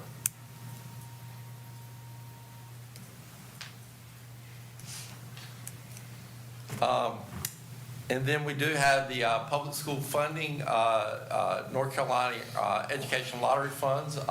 We have that been increased by $300,000. Again, that will be allocated equally to Goldsboro High, Dillard Middle, and Brogdon Middle. So for the $300,000 that we're getting above and beyond our normal lottery dollars, we will be putting that specifically for those three schools. And again, we will continue prior year increase for their. Excuse me 1 second here. Can we guarantee that $300,000 is going to go to those three schools? By allocating it in the budget ordinance, we have that control. Yes, sir. Okay. That's what the resolution also states, correct? The resolution was more for new school, or the $20 million, but this is a different pot of money. This is that small capital or renovation from the lottery that comes to us that we control. And Allison, if I say something wrong, make sure I'm. Before we actually draw down the lottery funds, it does require signature by both chairmen of the Wayne County School Board and the Wayne County Board of Commissioners. But we are specifically allocating those dollars for those three schools. Yes, sir. That's correct. Again, we went over this at the original budget presentation. There are just some basic costs that have increased, part of the cost of doing business. We had a 60% increase in our health insurance. We are self-funded. That's $500,000. Our retirement contribution went up 1.18%, and that's mandatory from the state of North Carolina. We have, close to 950 full-time employees. So that's, 1% adds up to a lot, that's $630,000. And again, that's on top of the $412,000 that we did last year. So we've had some mandatory increases, that again are just part of the cost of doing business. And if I could comment on that, go back to that Yes, sir. slide. If you'll add those two numbers in a little over a year, that's over $1 million in increased cost to the county that we have to contribute to the local government retirement contribution. That's more than a penny right there. And I'll thank you for that in a couple of years. You will. I'll thank you for that in a couple of years. So. Well, it's, are we anticipating another increase next year? It depends. I know that was a 2-year process, but it just depends on the actuary look. And so it's a huge cost for us. Okay. And just keep in mind now, the key word there was, all of this is mandated on us. We don't have any control over this. Right. Kate, is this the price for the sheriff department too? I know usually the local law enforcement, their rate's a little different. Right. I think we included everybody in this. We kind of lumped everybody in. Yes, ma'am. That's not the percentage for them, but it is included in the Yeah, it's estimate. included in the estimate. I knew they had a different percentage. Yes, ma'am, they do. I think they're at over 13% now. 13.04. And again, as I mentioned early, employee salary increases, and this is where our focus was this year. One of the things we felt like we needed to do was raise our part-time employees up to $15 an hour. When McDonald's and everybody else is paying $15 an hour, we felt like that we had to be there as well. But if you add fringes and all funds, and that's Jetport, and that is also landfill certifications that we have that we pay an increase for, our new positions is $5.4 million in new salary increases, which is huge.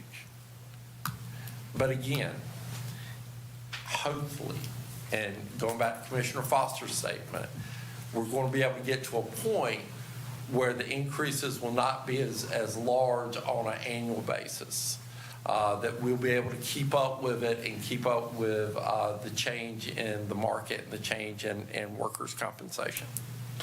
So let me ask you a question. So everybody in the county that's not a part-time employee is making that or more per hour? Yes.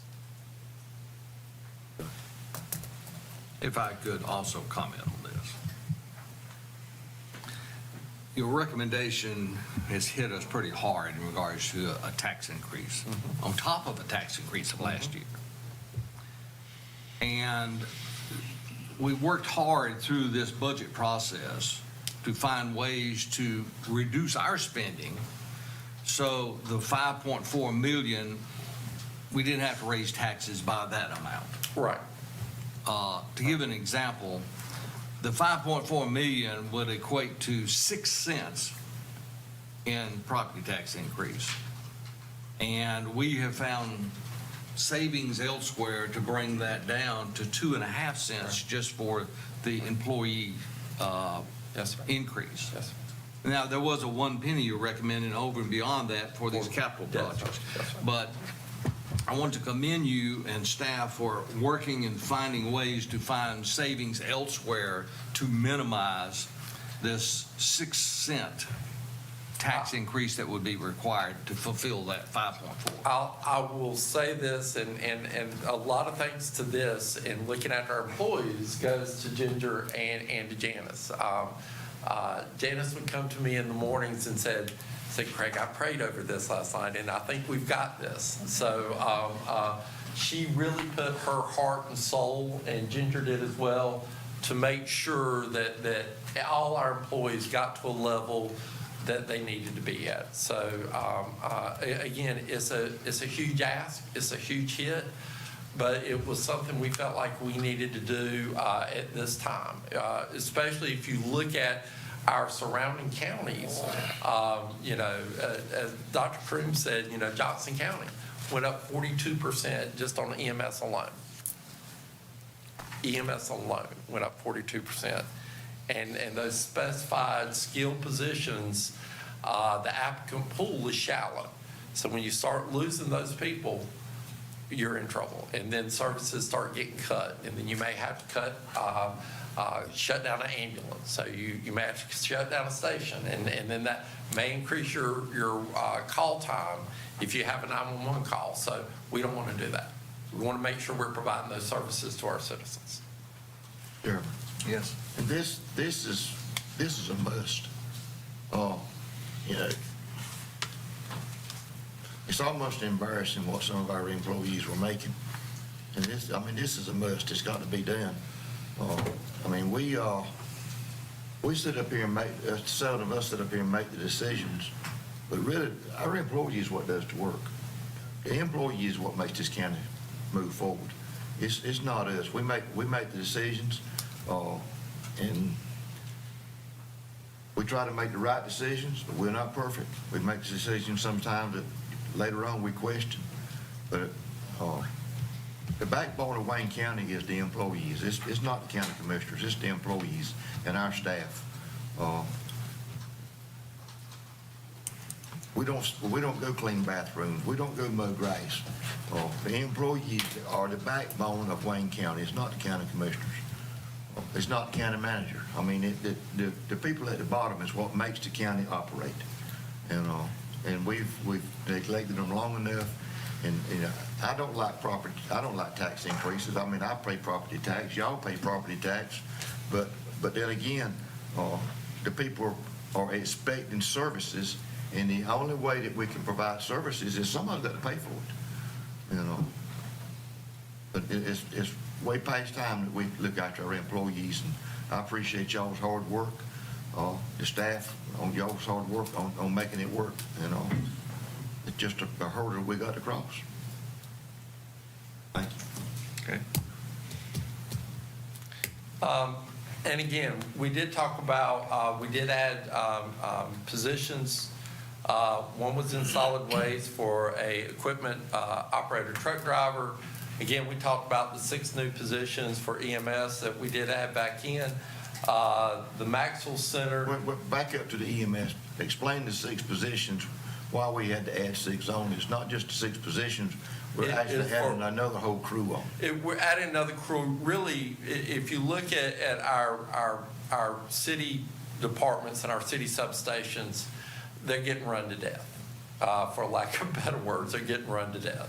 So this will allow us to have another crew that can kind of share that workload, because again, we're burning out our EMS employees working such a high volume of calls. And again, when everybody's busy, you have nobody in base in case there's another call. So we felt like that this was an important issue for workload, but also an important issue for services for the citizens.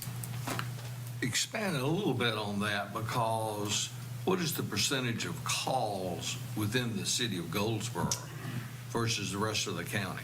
40-some%. Yeah. So the demand really is 2 stations. It's 2 stations, right.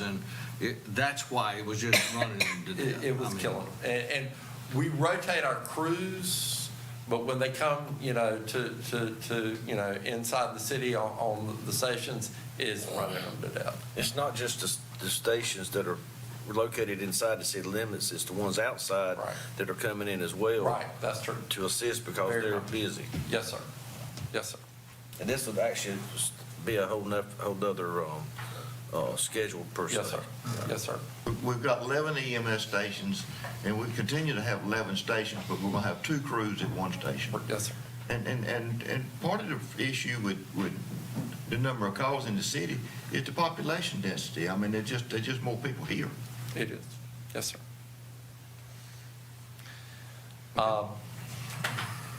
So again, the venue services member at the Maxwell, we were having a tough time filling that as a part-time. We took some part-time dollars to make that full-time. environmental health specialist, we were running Kevin Whitley ragged with respect to permits. As the board saw, all the different permits and lots that are being approved and septic tanks that are being approved that we really just needed that position. In the health department, also, we're looking at a dentist and a hygienist. The positive thing about those two positions are they should be revenue supported. So revenue will support and not hopefully, but pay for those new positions, and also an administrative position out at the Jetport. And then we're going to transfer a housekeeper from Kendall to the Maxwell Center to be full-time there. Again, we talked about some major expenditures. Increased sales tax owed to schools for statutory requirement. We've added $100,000 for contingency for fuel. It may not be enough, but we added $100,000. We've increased fuel for every department due to the rise in fuel costs, but we wanted to put some aside for contingency because we know we're probably going to blow through that. Again, we increased travel and training post-COVID or pre-COVID or COVID. We cut all travel and training by 50%. But they're now getting more in person, so that was increased back. We did, as the board is aware, we changed our security contract here at the courthouse, but also at the Borden building and at the county office building. Again, we had an increase, $2.5 million with Veritas or for professional services. $1.3 million was Veritas, and that is that we're outsourcing child support. Salaries decreased by 1.2, but there was a net of 100,000. DSS has a lot of shredding they need to do. We're going to look at options for that to see if we can, buy some equipment or hire instead of just contracting that out. But we have some money set aside for that.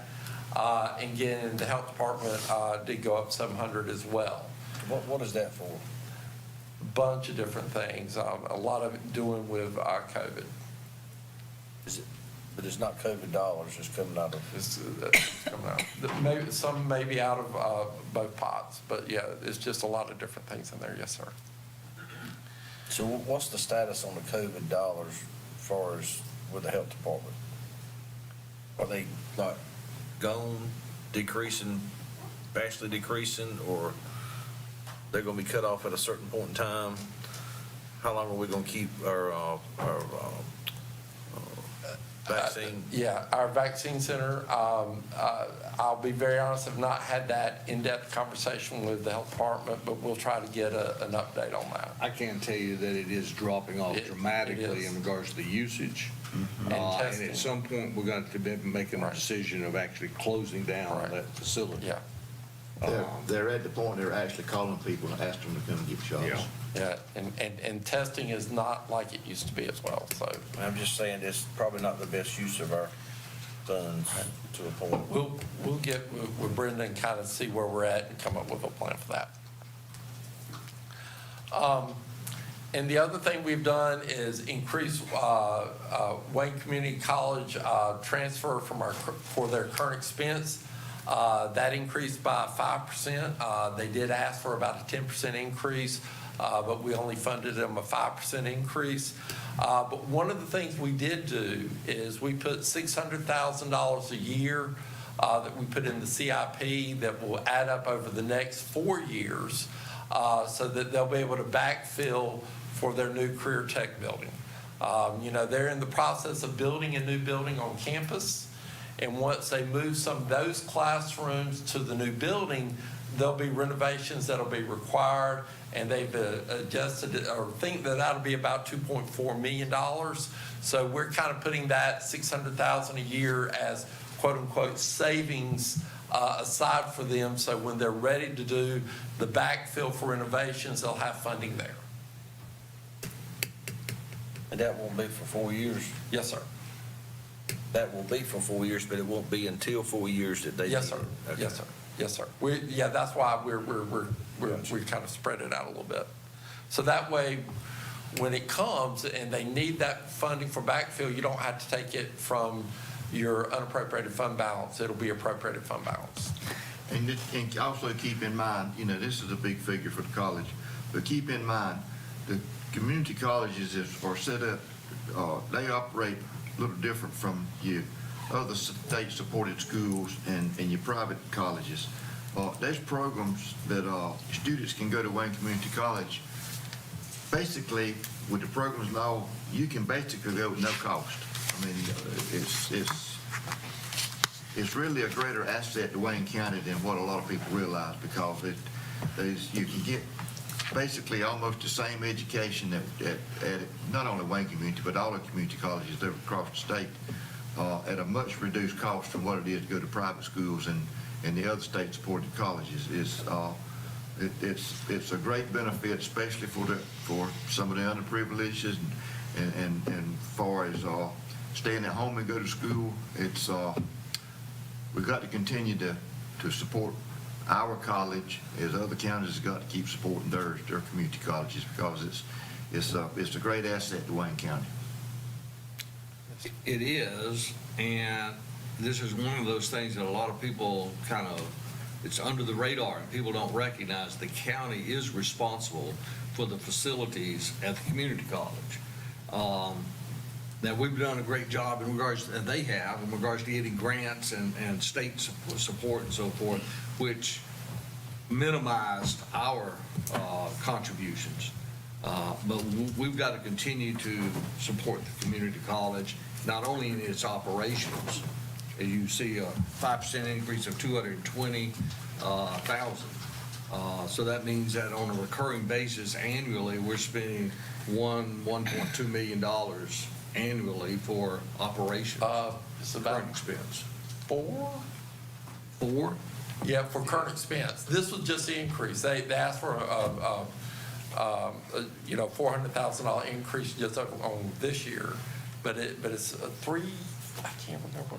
Yeah. If they ask for 10%, Well, let's pull that number up. Yeah. What is our contribution to? Our current If they ask for expense. 10%, that's Total current 4 expense for million. Wayne Community? Okay.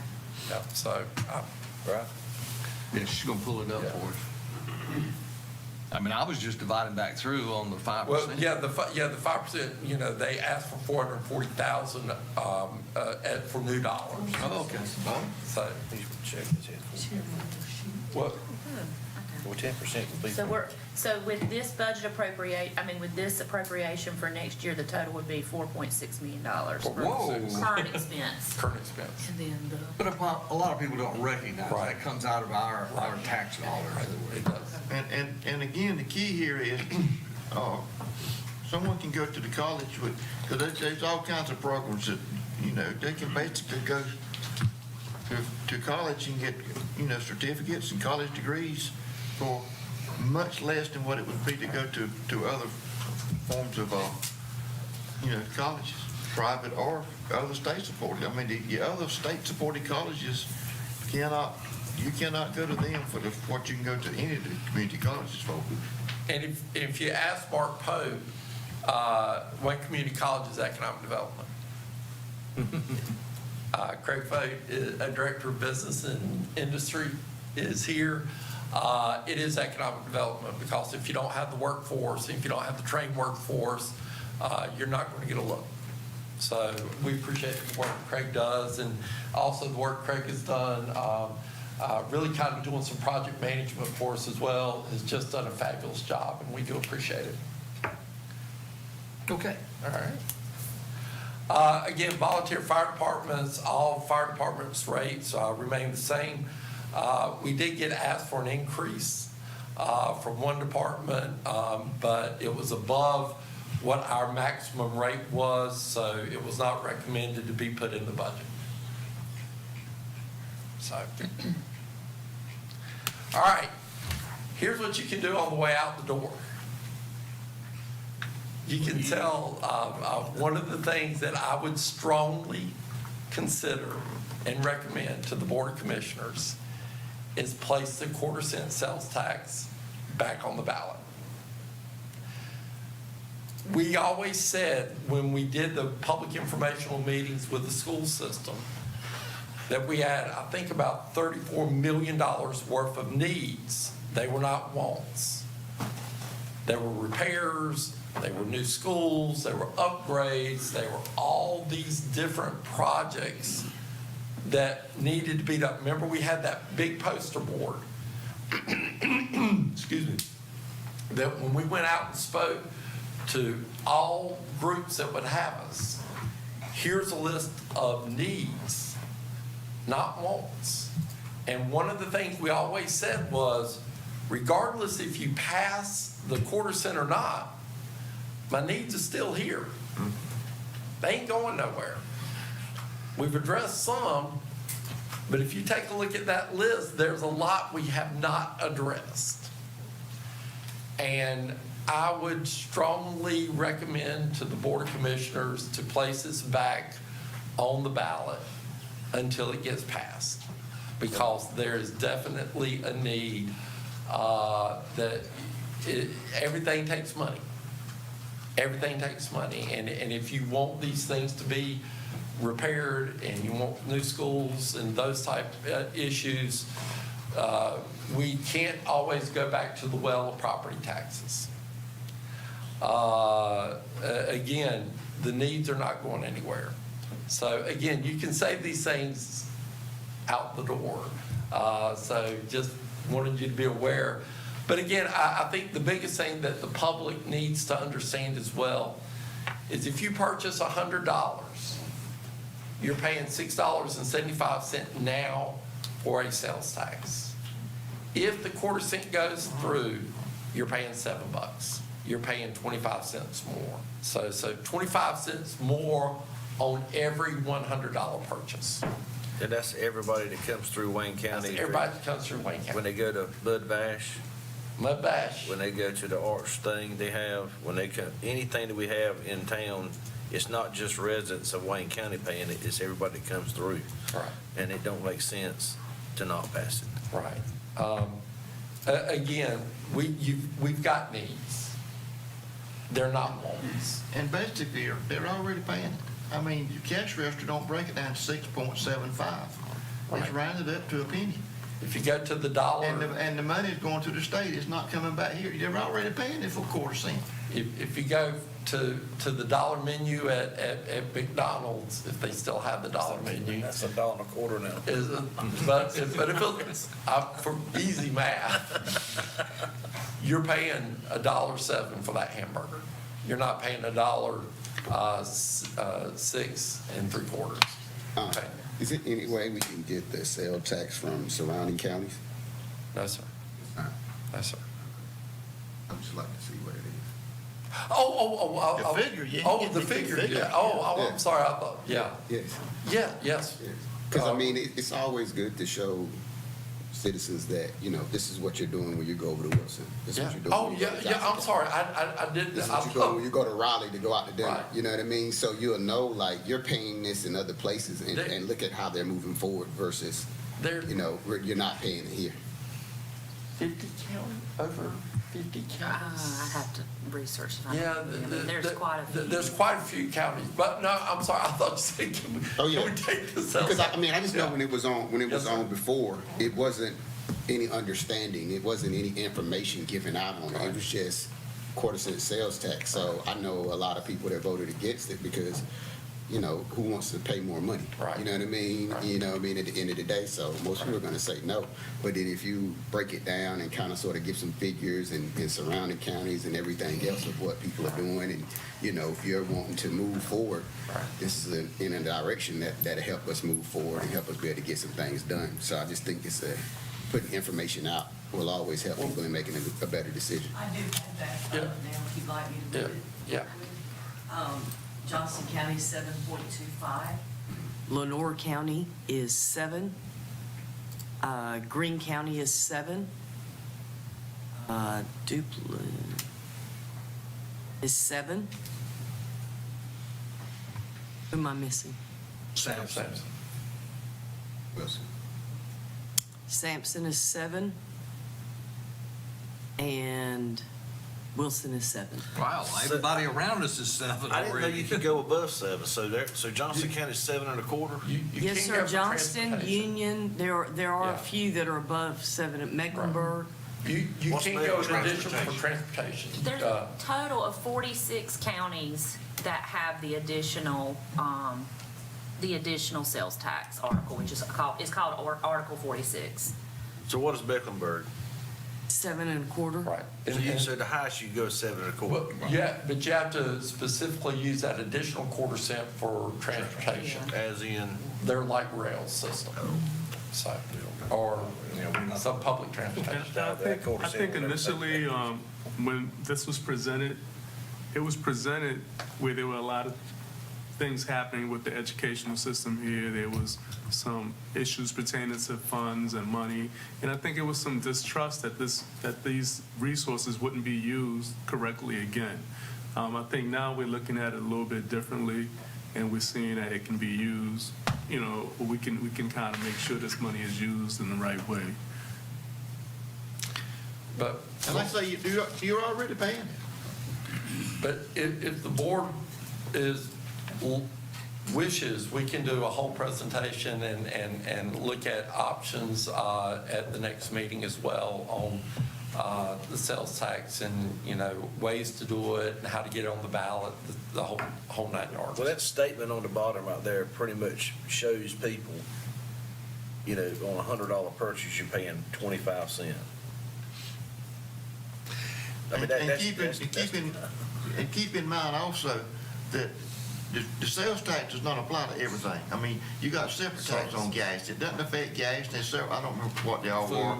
Food, there's several things that it doesn't apply to. It really, I wouldn't call them luxury items, but it's things that,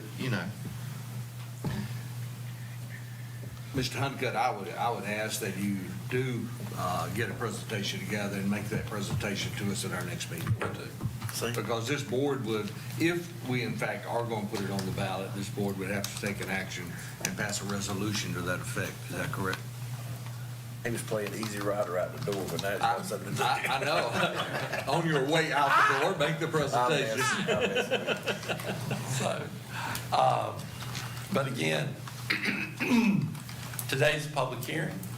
After the public hearing, you can pass it anytime between now and June 30th. But again, it does need to be passed before July 1, the new budget year. Okay. All right, thank you. Thank you, sir. Thank you. All right, I'm opening the floor up now for comments from the public. Each speaker will have a time limit up to 4 minutes. If there's anybody that would like to speak. No on one the- signed up, sir. No one signed up. Wow, just nobody signing up. All right. Well, if that's the case, then I close the public hearing. So we're hereby closed. And what's the pleasure of the board? Mr. Chairman, I move to approve the budget as presented using $7.7 million in ARP funds as designated and $7.7 million is appropriated from the grant project ordinances, and the Human Relations Director is directed to modify the pay schedules and place individual employees where they will be under plans presented by the Human Resource Director to the Board of Commissioners. Wow, Ain't that something? that was. That's wonderful. Okay, we have a motion on the floor. Any discussion on the motion? Mr. Chair? Yes. I'm going to vote positive for the budget. However, I have some angina over what's going on with the increases in capital projects. I know the prices will still go up, but there got to be some due diligence when other entities are signing contracts. I mean, it just doesn't make any sense what we've been stuck with. And that's my little speech on that. But I'm really, really ticked off about this thing. Kind of expand upon that. Yeah, you can. Be easy. I mean, we got to have relationships here, so go ahead. I think what you were referring to is, I think everybody on the board, on this board as well as on the school board, is appalled at the inflation that has taken place in regard to our projects. Here we had a school that was built middling several years back, and that was built in the $20 million range. We agreed to go to $23 million on duplicating that for Fremont. Those bids went out and came back, and it's $38 million Plus. plus. Now, the $38 million are critical dollars needed because we need more schools built in Wayne County. But the cost is almost doubled what it was just a few years back. Inflation is just eating us up, and our abilities to actually improve our schools and our other facilities. We are faced with some hard decisions because do we stop progress or do we move forward? And unfortunately, we're having to make a decision in regards to putting additional burden on our taxpayers in order to move forward. And this is hard sitting in these chairs. It really is. Because when your decisions affect the daily lives and the finances of families all across Wayne County. So it's a tough thing. I'm sorry, I went too far maybe, but at any rate. Any other comments? The 7-point-something million in AARP funds. Can I get a breakdown on that? I was kind of sort of misunderstanding on that part. Like, It was on one of your slides there.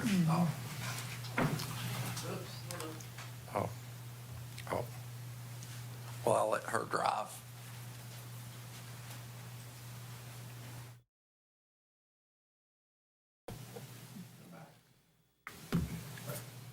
There it is. One of the reasons that it was added to that motion is that we've been told that those funds can be used for certain things. And if the treasurer changes their mind and says something that we were going to use it for, forward to say we can't use those funds, do you still want to? okay. Okay. So I'm just making sure. Those are the ones, the ARP funds we talked about. And again, we believe that we can use these projects, but if we can't, they'll come at you for approval. Just don't, I know how that kind of sort of operates. I don't like the not knowing for sure. Yes, sir. You know what I mean? Thing, because you know what I mean? But any change, you would have to approve. Yes. Yes, sir. Okay, any other comments? Yes, sir.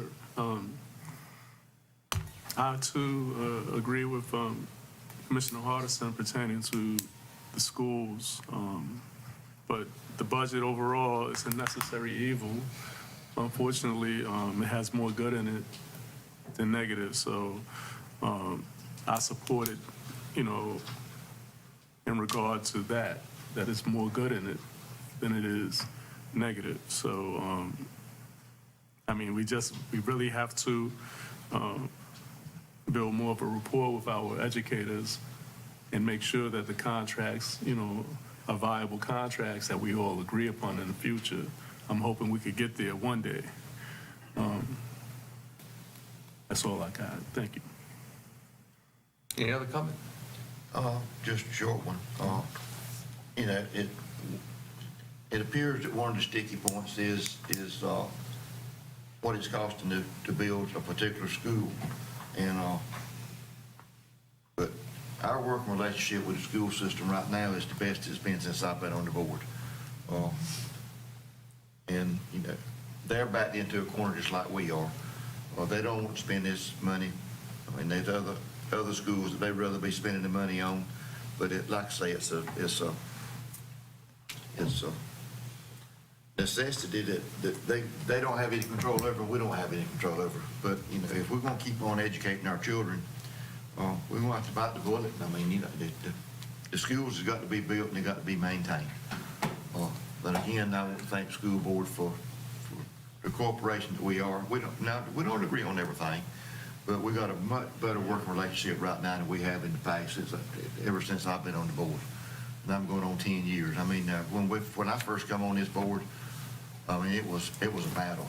But thank goodness that board and this board has seen that, our objective is to educate our children. That's all I have, sir. Well, I ain't said anything, and I won't gonna say nothing, but I'm gonna say something now. We as a board have got to,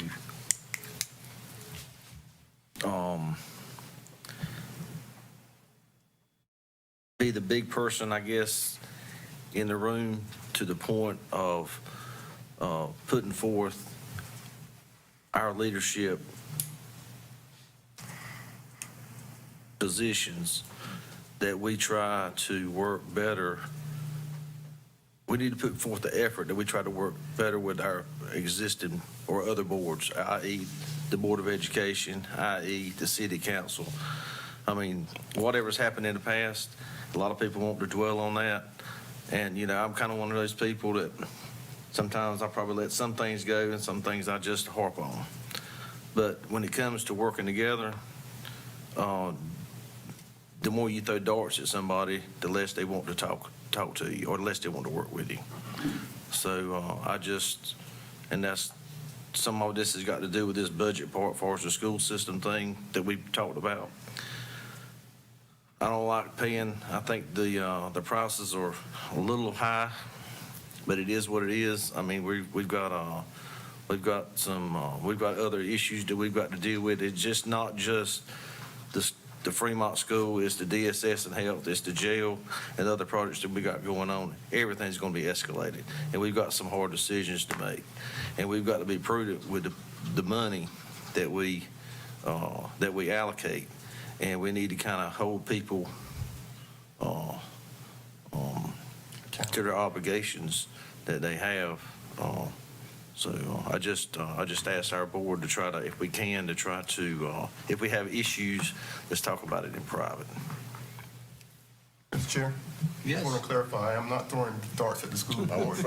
I have two members here who can tell you I support the school board, but I'm throwing darts at the daggone contract with the Fremont School. Yes, sir. I agree.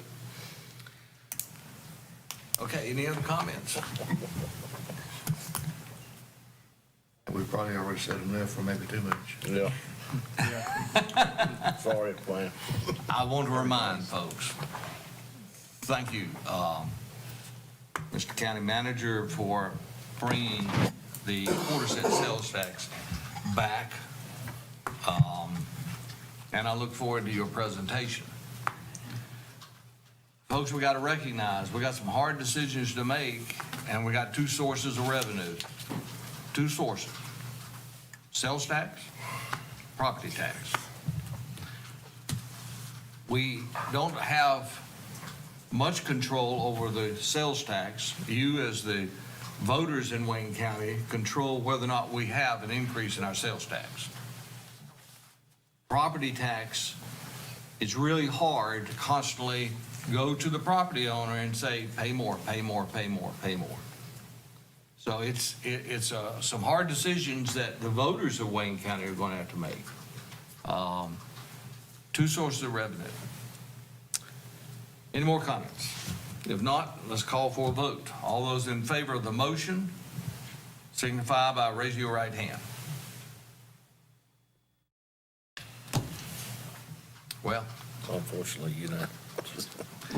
well, I think we all knew we really didn't have much choice on that, did we? Exactly. All right, we're moving on. Wow, county manager's report.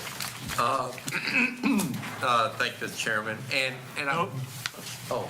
We didn't finish going through. Oh, I'm sorry. Nope, you're not ready yet, sir. Do what? Yeah, we have to go through Juneteenth. that was on the consent. Oh, it was on the consent. Okay. We did get that on consent. We did do the new business. Yeah. We got public comments, county manager's report. I do want to say, y'all two have made some incredible steps the last couple of years in the projects and your commitment to staff. Nobody likes a tax increase. I don't like to recommend tax increases. I think in this is my 29th budget that I probably recommended tax increase 5 times. And 2 of them been here. 3 of them been here. 3 of them. Oh, that's But we have taken major steps with our employees. We've taken major steps with our facilities. We've taken major steps with the services that we provide. We take major steps for our schools. And I think y'all should be applauded and commended, and I appreciate your support as well that you have given all these different groups, and because it really does say a lot, and it's not an easy thing to do, but again, you should be commended for taking these really leadership steps moving forward. So I did want to say that. But I do want to remind you, again, lunch today with our municipalities and the school board at the Maxwell Center. We will have Reginald Spate, no kin to Allison, who is the USDA Rural Development Director for the state of North Carolina, do a presentation about USDA grants and opportunities for our municipalities. So it's a good opportunity for us to get together. And that's all I have at this point. So you got the head guy from the state coming in? Yes, sir. Well, good.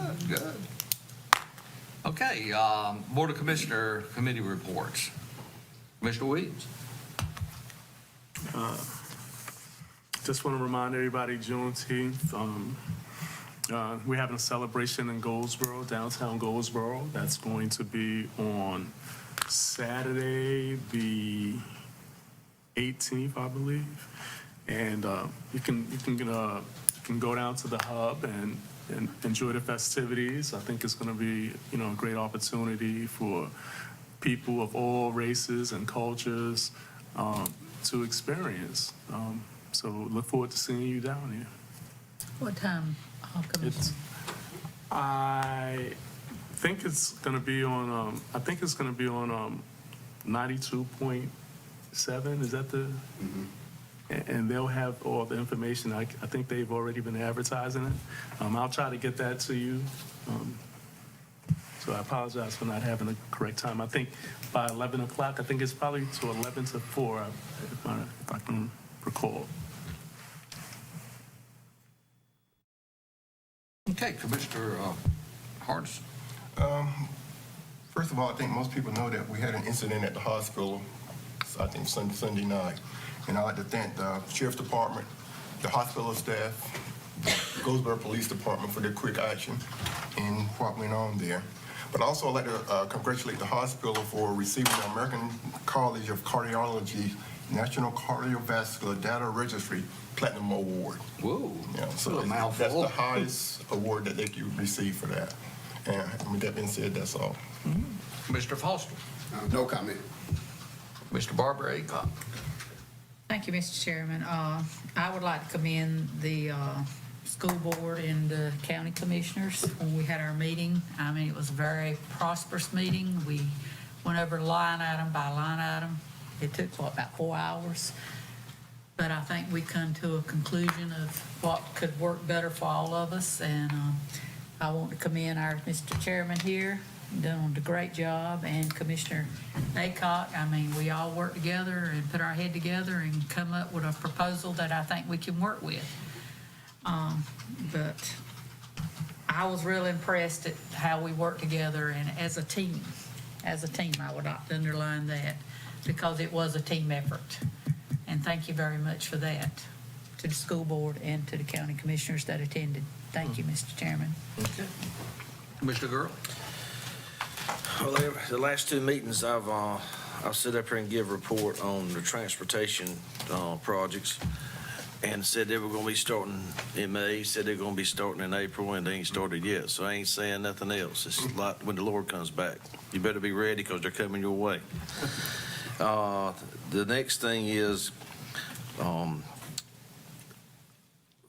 in our decisions as leaders and former leaders, sometimes we make short-term decisions that become long-term issues.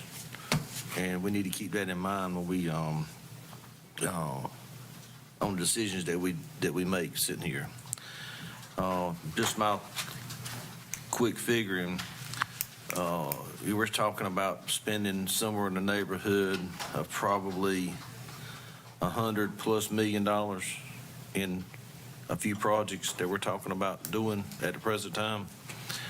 And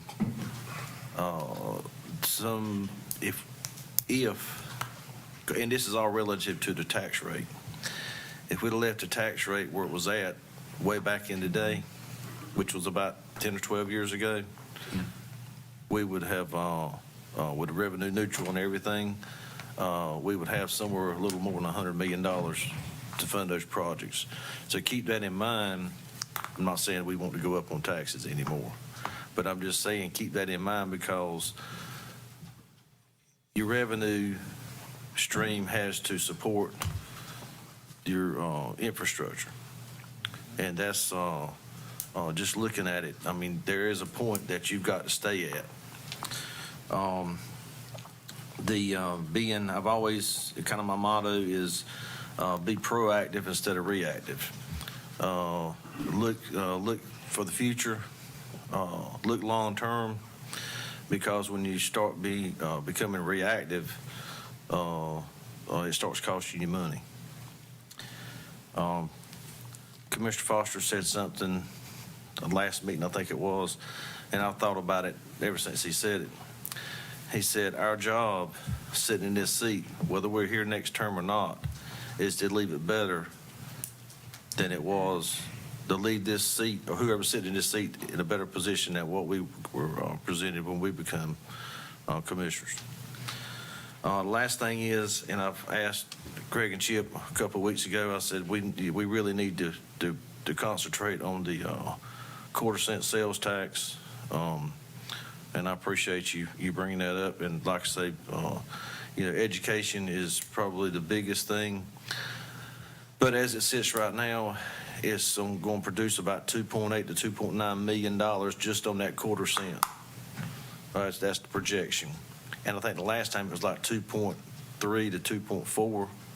Yeah, that range. Somewhere in that range. So just imagine, $3 million extra a year, because you figure it's just going to keep going north as people spend more and more as we get more people in. I asked Barry to give me some statistics on subdivisions and plats and all. It's unbelievable the amount of lots that have been recorded in Wayne County. This probably won't be a popular thing, but in 2010, and I've said this before, in 2010, for every dollar we brought in residential revenue, it cost us $1.27 to provide the services on residential. On every dollar we bring in commercial, it costs us 60 cents to provide the services. Now, we are referred to as a bedroom community. There's got to be a level or happy medium, because if you're all bedroom and no commercial, you start getting what we've looked at today. It's starting to hit the property owners more and more, because it's costing us more for the bedrooms than it is the industry. So we need to concentrate on evening out. We don't want to have all industry and no people. We need to have a happy medium, and I think our economic development department, I think, is doing a fantastic job. I know sometimes we get a little perturbed with some, but overall, I think we're actually doing a good job in that.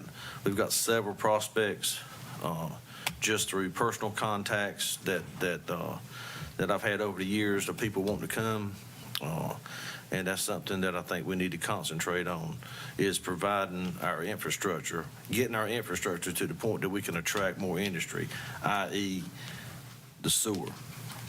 And that sewer needs to be geared more toward economic development, as in industry, which will accommodate the more cluster type, smaller subdivision or lots. So I said I won't say a whole lot today, and I always do opposite, so I'm done. Vice Chair. Oh, I do have one more thing, I'm sorry. One more thing. To add on to what Commissioner Hardison said, the North Carolina Highway Patrol responded from our county and every county around us to that incident at the hospital. So we want to tell them thank you. They're a major asset to our county. We've always had a great working relationship with them.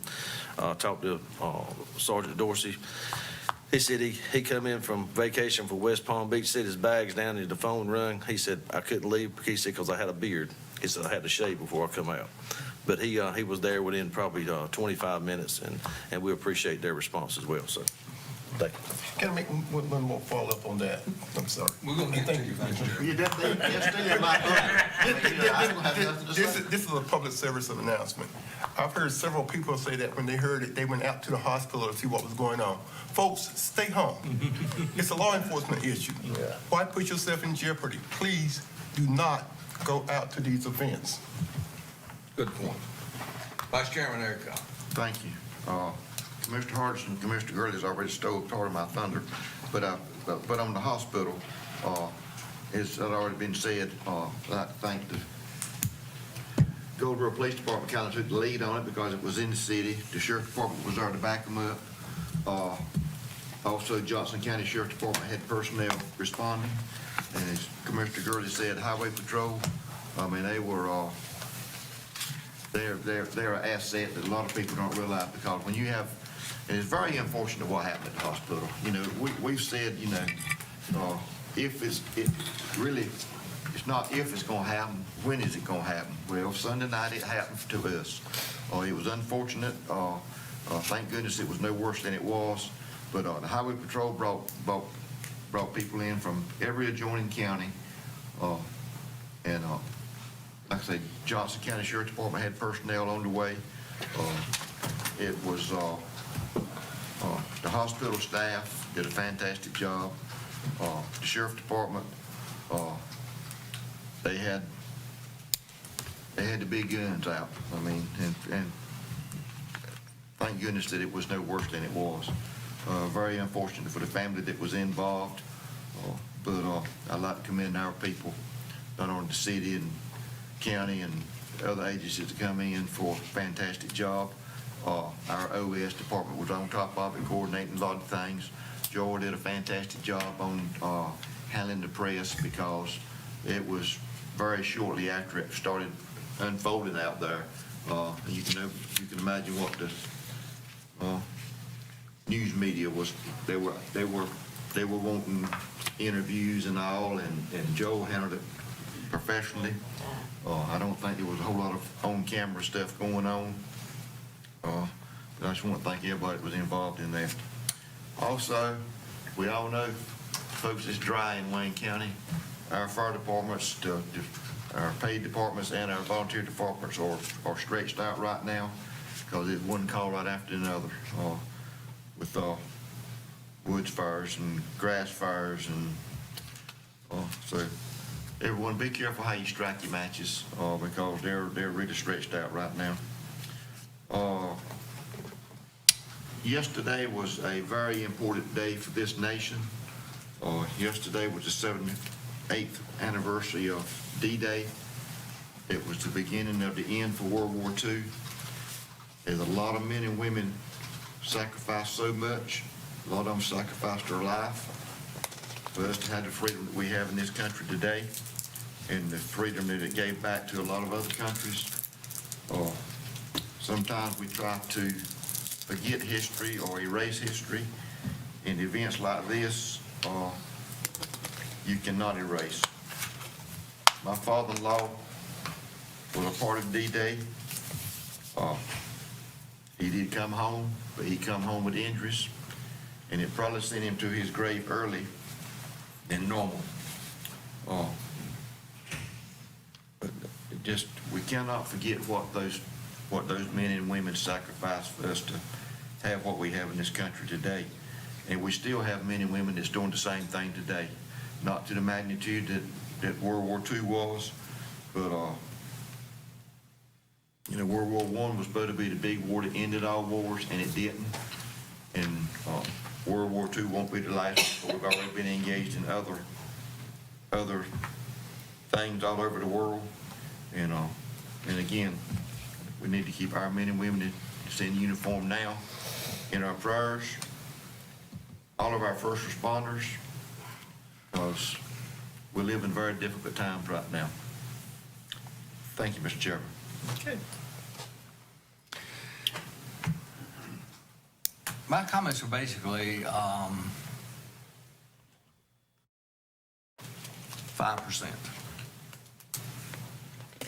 5% is basically what we increase property taxes.